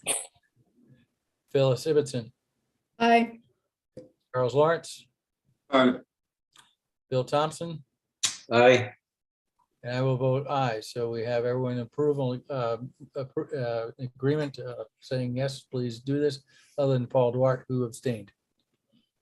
Okay, next item, cages at Fogland boat ramp. Should the commission take a position and alert authorities, votes may be taken.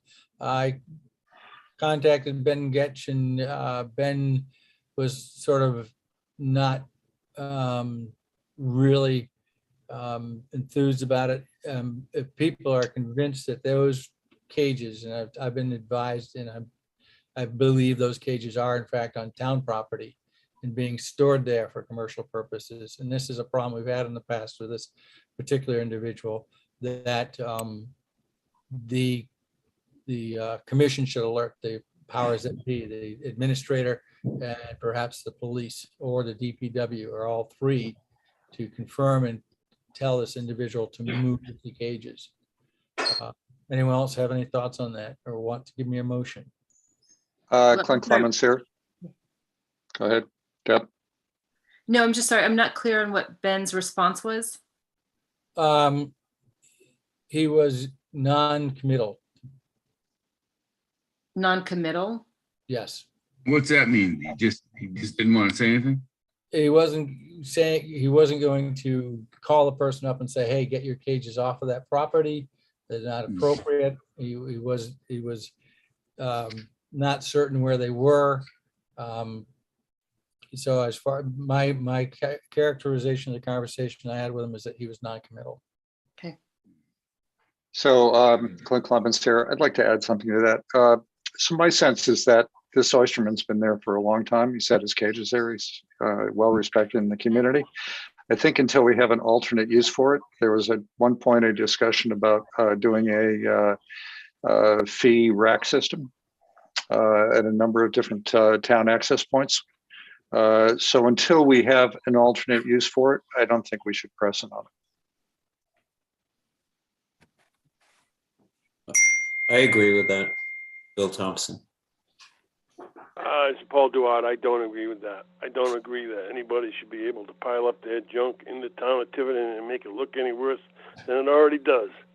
And I think that he should either be told that he can't keep his cages there, and or have them removed at his expense.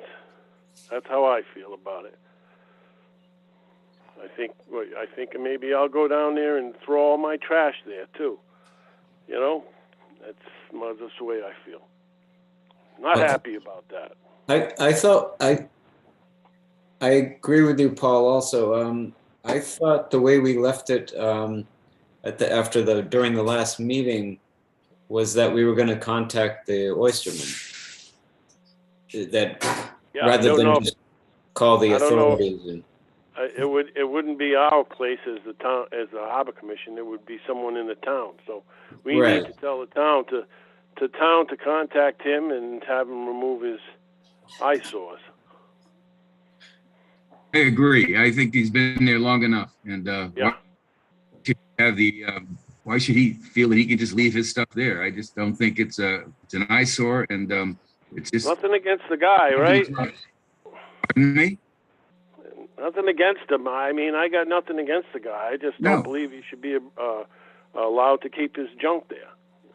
That's Whether exactly it's the way junk I or feel. whether it's good stuff. Councilman Bill Vieira just raised his hand, and so Hi, good evening, everyone. Bill Vieira from the Town Council. Sorry, I couldn't unmute in time in regards to the last question. I really don't remember about the survey, if it had made the agenda or not. Happy to talk to Chris Carter tomorrow about that. Moving on to this one, again, it's my contention that that's state property. It's a state boat ramp, as we talked about maybe 2 or 3 months ago. Also, there's a sailboat now. Is the sailboat still there now? If anyone knows, they've I don't now know. moved the sailboat in from the water and now moved it onto right off to the right of the dock where there's a parking space. At least a few months there was. So I did speak also to the neighbor who lives to the left. He knows the owner of the oyster cages. If pressed by the town or the state, the neighbor said he'd be willing to help the oyster farmer out and move him to his property, which is beyond that do not trespass sign. But that's not our obligation, but I know there is a contingency with that neighbor to help the oyster farmer out. So because you're saying it's a state road, and the state road is what is that? Neck Road or Fogland Road? I don't even know. No, that's Neck Road. Part of Neck Road down to It's the water. Fogland Road. What? Say again? It's Fogland Road. Fogland Road. Right. I thought Fogland Road was the one that went out to the Fogland Point. I think it's right on the corner of Fogland and Neck. And if you look on the DEM website, it says right there that it's their dock. It's their boat ramp. The state's boat ramp. It's the state's boat ramp. but I thought we determined that This is the boat kind of ramp- runaround we've been getting. The state's boat is responsible, is the town responsible, and we've been getting the same runaround for years now, years and years, since we've been asking about it. So, so does that mean I can go on state property and put my junk there? I don't know. Do we have to contact the state? I don't know if you call the police department here in Tiverton if they have jurisdiction on it. That's my contention. But I'll let this board advise as they feel appropriate. All right. Regardless of whether we used it or not, it shouldn't be done. It's just not. It's not. Shouldn't be done. You know, commercial. It's a commercial business. He doesn't have to keep that stuff there. He could keep it in a trailer or something, and if he needs his stuff, bring his trailer. You know. So this is Clint Clemens again. Is it appropriate to charge him a fee to store his gear there? I don't know that. but it would have to be the state charging him. It's not. If it's the state, and I'm having a recollection that there's some question as to whether that's the state's boat ramp or ours because of the relationship. I have to do a little digging through the paperwork to find that out. I don't have it in a separate folder. Thought that was an issue that had been raised in a Yeah, prior it was. meeting. I recollect that the state turned it over to the town. That's 'cause my they didn't want- recollection as well. Yeah, I feel like we talked about that at October, November. It was one of the library meetings that Mhm. I want to say it was the man from the Preservation Commission who brought that information. But I think that we need to figure that out Yeah, who owns the ramp? outside of this issue once and for all. Which I'm happy to look Dig into through it that. further. All right, so Okay. was there a motion made on this or seconded or not? Not yet. Okay, should we table this to the next month? Give us some time to look into things? I think so. Till we find out who owns a ramp. Yeah. Yeah, and Bill, I'm not ignoring you. I got your text relative to the state site, but that's just the state sites. The state's not rapid at updating things. Indeed, I had a laugh the other day when I got a document from the Secretary of State that is from the state of Rhode Island, Providence Plantations on letterhead or on public, printed computer-based document, which if we've eliminated and Providence Plantations, I would think that could be removed. So that gives things are not necessarily updated as quickly as one would wish. Bruce, there's a hand raised up here on the. Andrew, Peter, yes. Peter in the attendees room has his hand raised. Okay, would you bring him in, please, wherever Peter is? Peter? Is Peter in the, yeah, Peter Kazimar. Yeah, can you hear me? I'm sorry. I now can hear you. Yeah, okay, thank you. Thanks for taking my question. Peter Kachmar, my wife and I live at 315 Sipowit. Our property butts to Rodway. And what I would request of the commission and also the council is that any discussion pertaining to Rodway that we as the abutters and the Audubon Society as abutters of the other side of Two Rodway be notified of that agenda item and be allowed to engage in conversation, because obviously being abutters, we have a vested interest in what goes on Two Rodway. For trying not to feel like a two-face here, all I can tell you is we meet the third Monday of the month, other than the fact that our first two third Mondays, as it turns out, were holidays.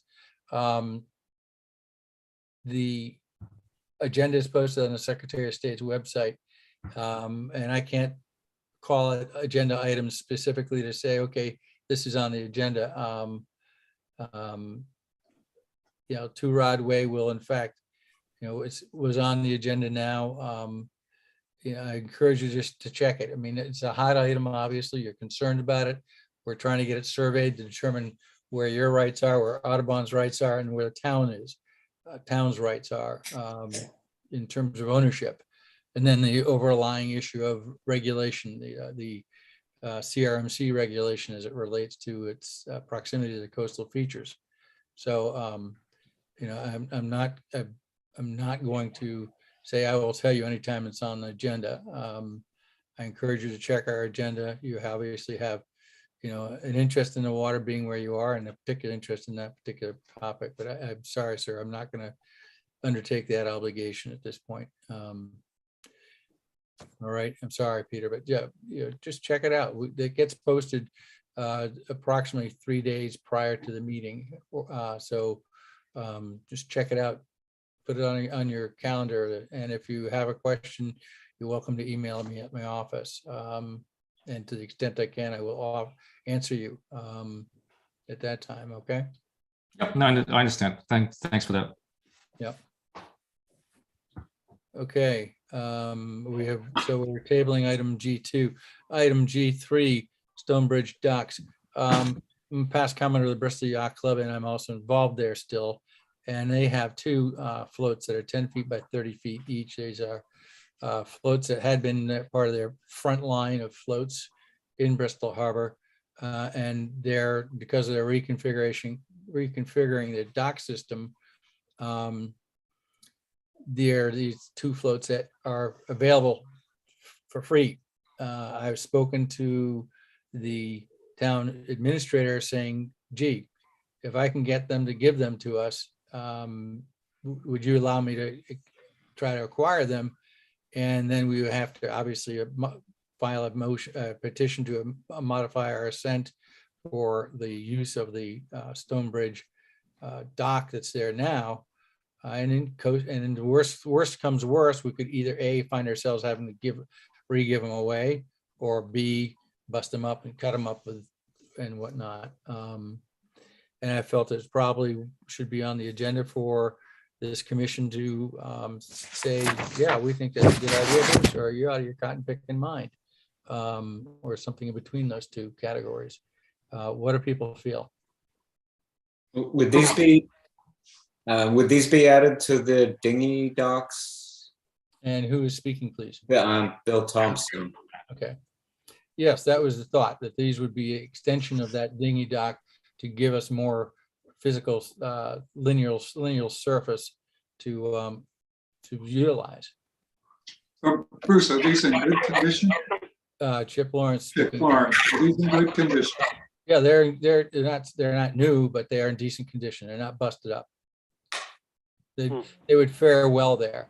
They have been exposed to the southeast storms. That's the front line of the yacht club docks.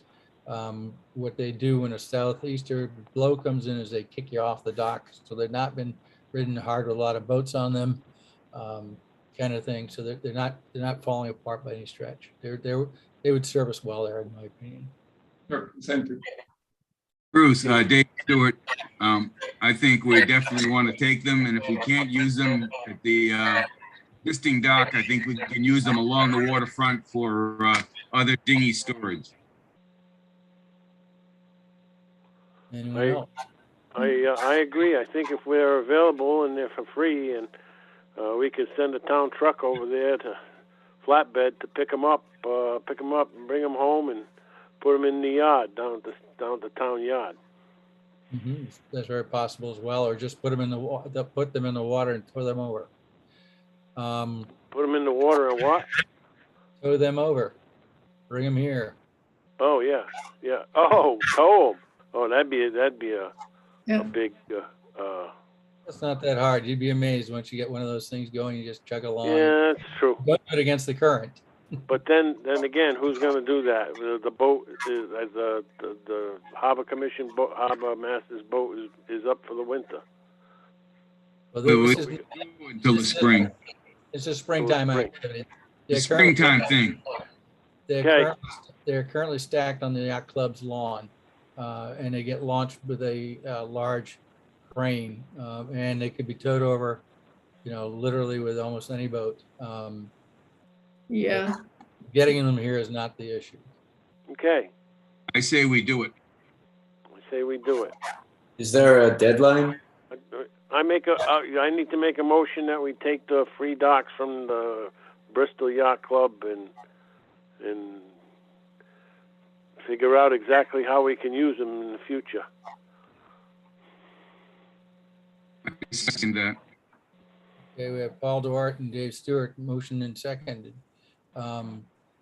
Any other comments? I can tell you, I can't guarantee you we're going to get them. I'm hoping I have enough influence. Oh.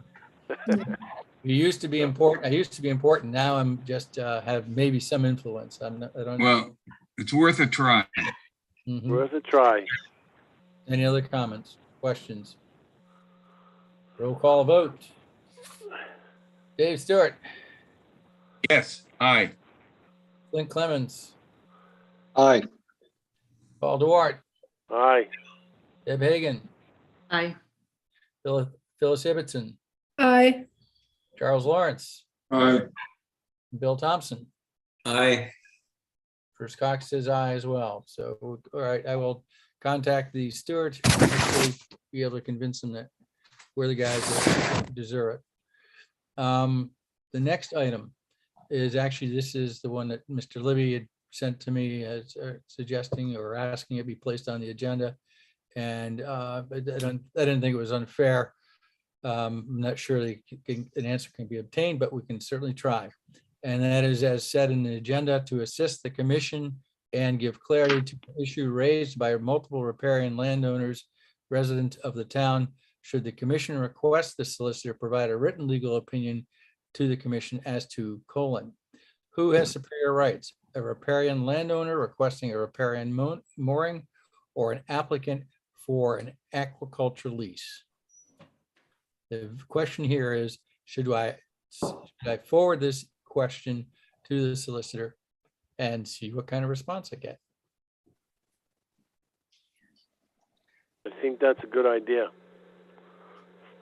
I Forward think we that. should. Make a motion to forward that question to the town solicitor and see what kind of response you get. I second that. I seconded it. I just have a comment on here, if I can, for a second, Bruce. Certainly.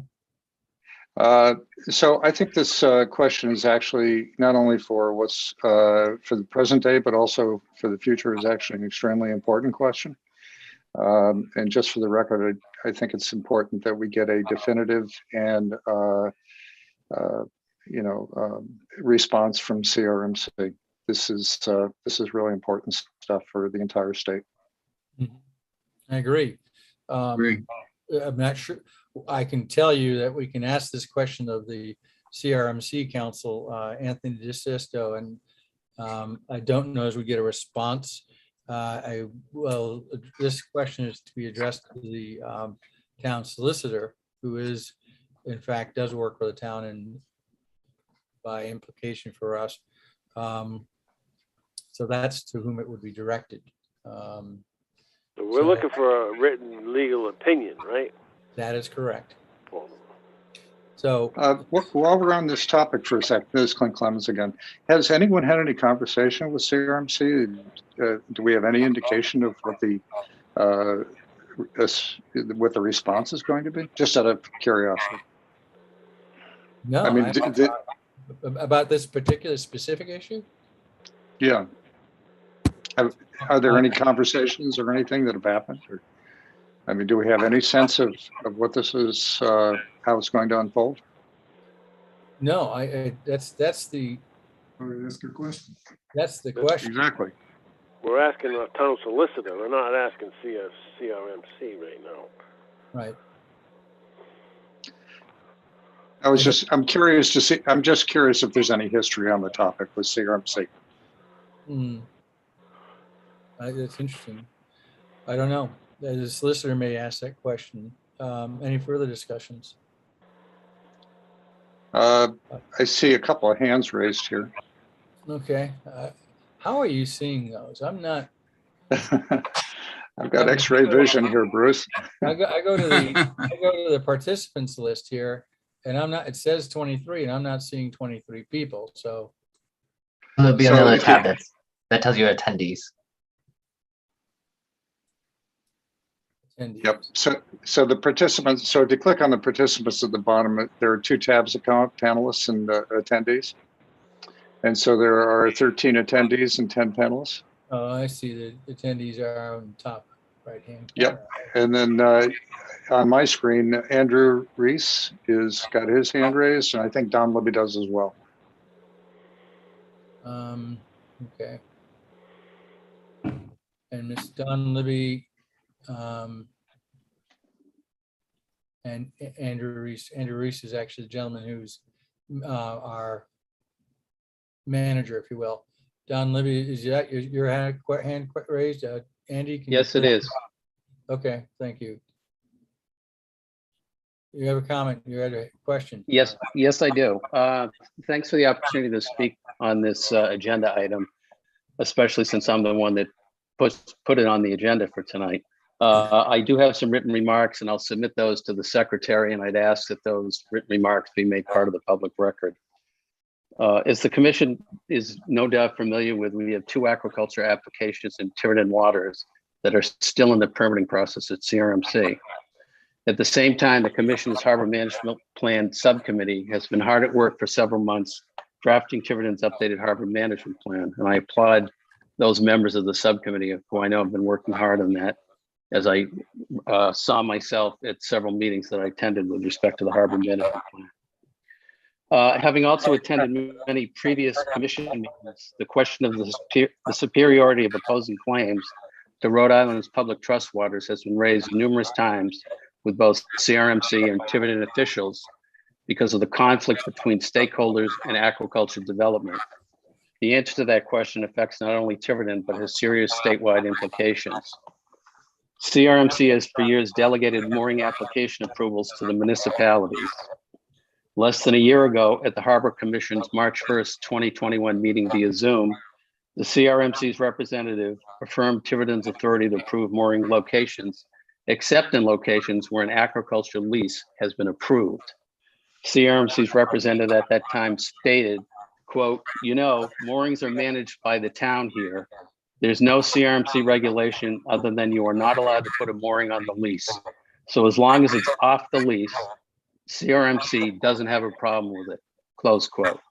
And that's referring to the March 21st, 2021 Zoom meeting, and the locations at 24 minutes and 47 seconds. Using that authority, Tiverton has routinely approved riparian mooring applications in a reasonable period. Recently, however, when a proposed riparian mooring would interfere with a pending, and I highlight the word pending, commercial aquaculture application, Tiverton officials have deferred to CRMC and withheld approval.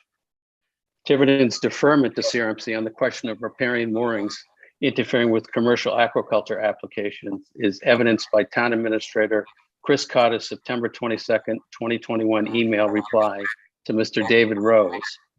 I provided a copy of the email reply to Chairman Cox last week because of my intention to read Mr. Carter's statements into the record. I quote from Mr. Carter's reply, "Mr. Rose, your riparian mooring will be processed hopefully soon, although it may not be approved in your desired location. I believe the issue is the actual location you are seeking. Please understand, Tiverton only manages mooring applications on behalf of CRMC, as we do not have the unilateral authority to issue mooring permits, parens, including riparian moorings, close parens, to areas especially where a conflict arises. Your suggested location is in the middle of the applicant aquaculture farm being considered currently by CRMC. We are not able to process your request until we receive clarification from CRMC that your requested location would be permissible. You are correct that we do not provide a specific time frame to approve mooring applications, as issues like this arise from time to time. If you are willing to seek another location that will not impact CRMC's decision-making regarding the aquaculture farm application currently under review, I will speak with the harbor master to facilitate an approval, but I will not have him approve a riparian mooring request that conflicts with another application being reviewed by CRMC. Also, as a point of reference, if you are granted a location, it could be subject to change based on CRMC's future approvals that might impact your mooring location. It is my understanding that the Harbor Commission and Harbor Master are seeking a joint meeting with CRMC in the near future to discuss this along with other issues. Being that CRMC has ultimate control over all matters related to the Sakonnet River bottom ground, including mooring locations, I might suggest that you contact them as well to discuss your concerns, close quote. Mr. Carter's statements clearly and unequivocally demonstrate that CRMC has advanced a new policy abrogating Tiverton's long-established authority approving riparian moorings simply because the mooring would interfere with a pending commercial aquaculture application. Mr. Carter's reply begs several questions that this commission should answer for the public tonight. Did any commission member, number one, did any commission member or the harbor master communicate with and receive clarification from CRMC on whether a pending commercial aquaculture application has superior rights to a riparian owner's rights? Two, if the answer to that question, number one, is yes, when was the clarification communicated? Was it in writing, and who at CRMC provided the writing? Is Tiverton relying on that writing to deny riparian mooring requests? If the answer to the question, it was not in writing, who at CRMC clarified the issue, and what was the clarification? Is Tiverton relying on an oral clarification to deny mooring requests? If there was no communication with CRMC seeking clarification, despite Mr. Carter's representations, why not? CMC's apparent new policy relative to Tiverton's coastal waters appears both malicious and strategic.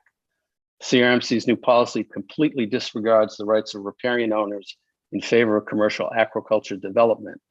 CRMC's new policy clearly has statewide implications unless, as it seems, the policy is only enforced in Tiverton because our coastal waters are ripe for commercial aquaculture development. Neither the commission nor other Tiverton officials should condone the CRM's new policy. This commission represents the people of Tiverton. Mr. Chairman, you supposedly represent Tiverton riparian owners. When CRMC is trampling on riparian owners' rights, the people of Tiverton need this body to step up and protect those interests. I would urge the commission to formally request a written legal opinion from the town solicitor as to who has superior rights under Rhode Island law. Thank you for your consideration, and I'll take questions if you'd like.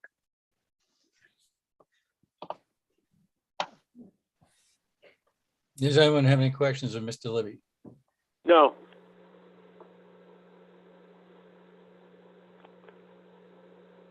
I have no questions.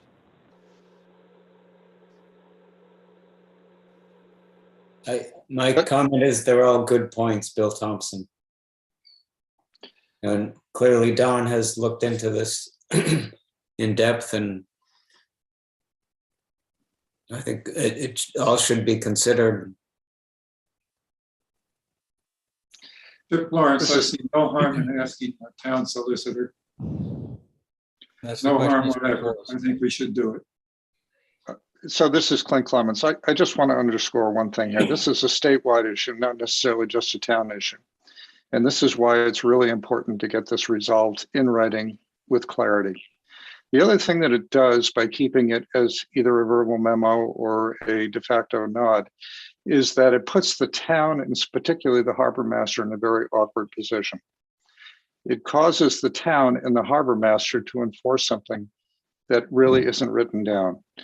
And this becomes a real problem. So that's why it's important to get a definitive statement from CRMC as to exactly yes or no on this question. Well, I do believe there's a motion on the floor for us to ask our town solicitor to look into that for us. And I don't think there's anything wrong with that. So I would there's still a motion on the floor. Right. To ask our town solicitor to look into that question.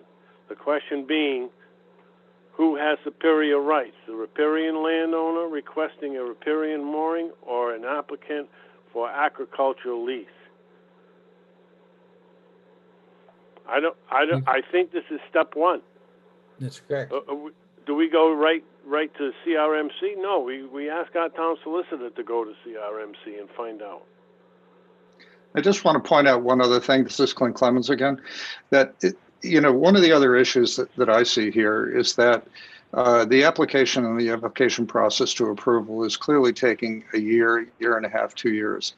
Boating seasons are really short here. I have a neighbor of mine who just bought a piece of property, can't put a boat out in front of his house. And I just don't see that as fair that he has to wait for 1, 2, and potentially 3 seasons before he gets clarification on this. So underscoring what I think we've all just said and what Don certainly presented is that this is really an important issue that has to be resolved as soon as possible. Any further comments? It's Agree. I have a comment. May I say something? Oh, Donna, yeah, sure. I hope Don's questions and his dissertation there is also forwarded on to our solicitor Marcello. I'm also wondering, and I don't know if this is also a constitutional issue. I believe the riparian rights is in the Constitution, so it might be a constitutional issue where it might be that riparian rights are superior to someone coming in and taking shoreline access because of our trust. So I think it's very important for the whole state of Rhode Island and for the people of Rhode Island that enjoy that trust, that this be answered and as quickly as possible. Thank you. Thank you. Any other comments, or shall we move the motion? It looks like Don has a question. I'm good, Bill. I'm just listening. Oh, you were just showing us the hand. He didn't take his hand down. God, thank you for the hand only. Although, roll call vote, those, David Stewart, David, aye. Glenn Clements, Aye. Paul Duart, Aye. Deb Hagan, Aye. Phyllis Hibbetson. Phyllis You're Hibbetson. muted. Phyllis, you're muted. Phyllis, we'll come back to you. Charles Lawrence Aye. and Bill Thompson. Aye. Phyllis, are you back? Yeah, I just came in, but I missed the motion. The Sorry. motion is this 4G, which was that we send a question to the solicitor who has superior rights, a riparian landowner requesting a riparian mooring or an applicant for an aquaculture lease. It was moved by Paul Duart that we do so, seconded by Deb Hagan, and everyone but you and myself have voted. I'm voting aye. Yeah, I vote aye as well. And sorry about that. I got my booster today and I all of a sudden started not feeling well. Oh, I'm sorry to hear that. So we're on with that. Tyler, are you in the audience here, or a participant, whatever? Let's see. Normally is on the phone. It was there earlier.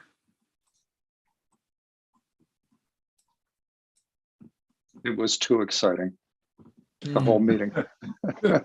He had to go to bed. He's got to work tomorrow. I don't blame him. Yeah, right. Well, I'm not sure he has much to say other than the fact I know the mooring renewal notices have gone out because I've gotten mine. And I know there are, no pun intended, a boatload of them in the mailbox at Town Hall. And I doubt if the boat status has changed other than it's stored for the winter at this point.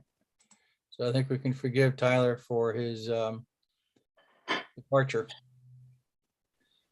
That said, Sorry, Sure. I wanted to ask a question kind of piggybacking on the riparian mooring if I could, and it's not something that I need an answer on tonight if it's not possible to give one, but I have a question about if there's a requirement for riparian moorings to be occupied by a registered vessel. I've looked in the town ordinances and I don't see it spelled out clearly. And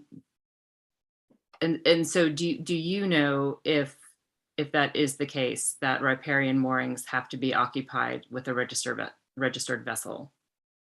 you know, that's an interesting question you raise, because anyone getting a mooring on a general basis does have to have a boat, because we don't want moorings tied up, you know, this valuable asset tied up with somebody not using it.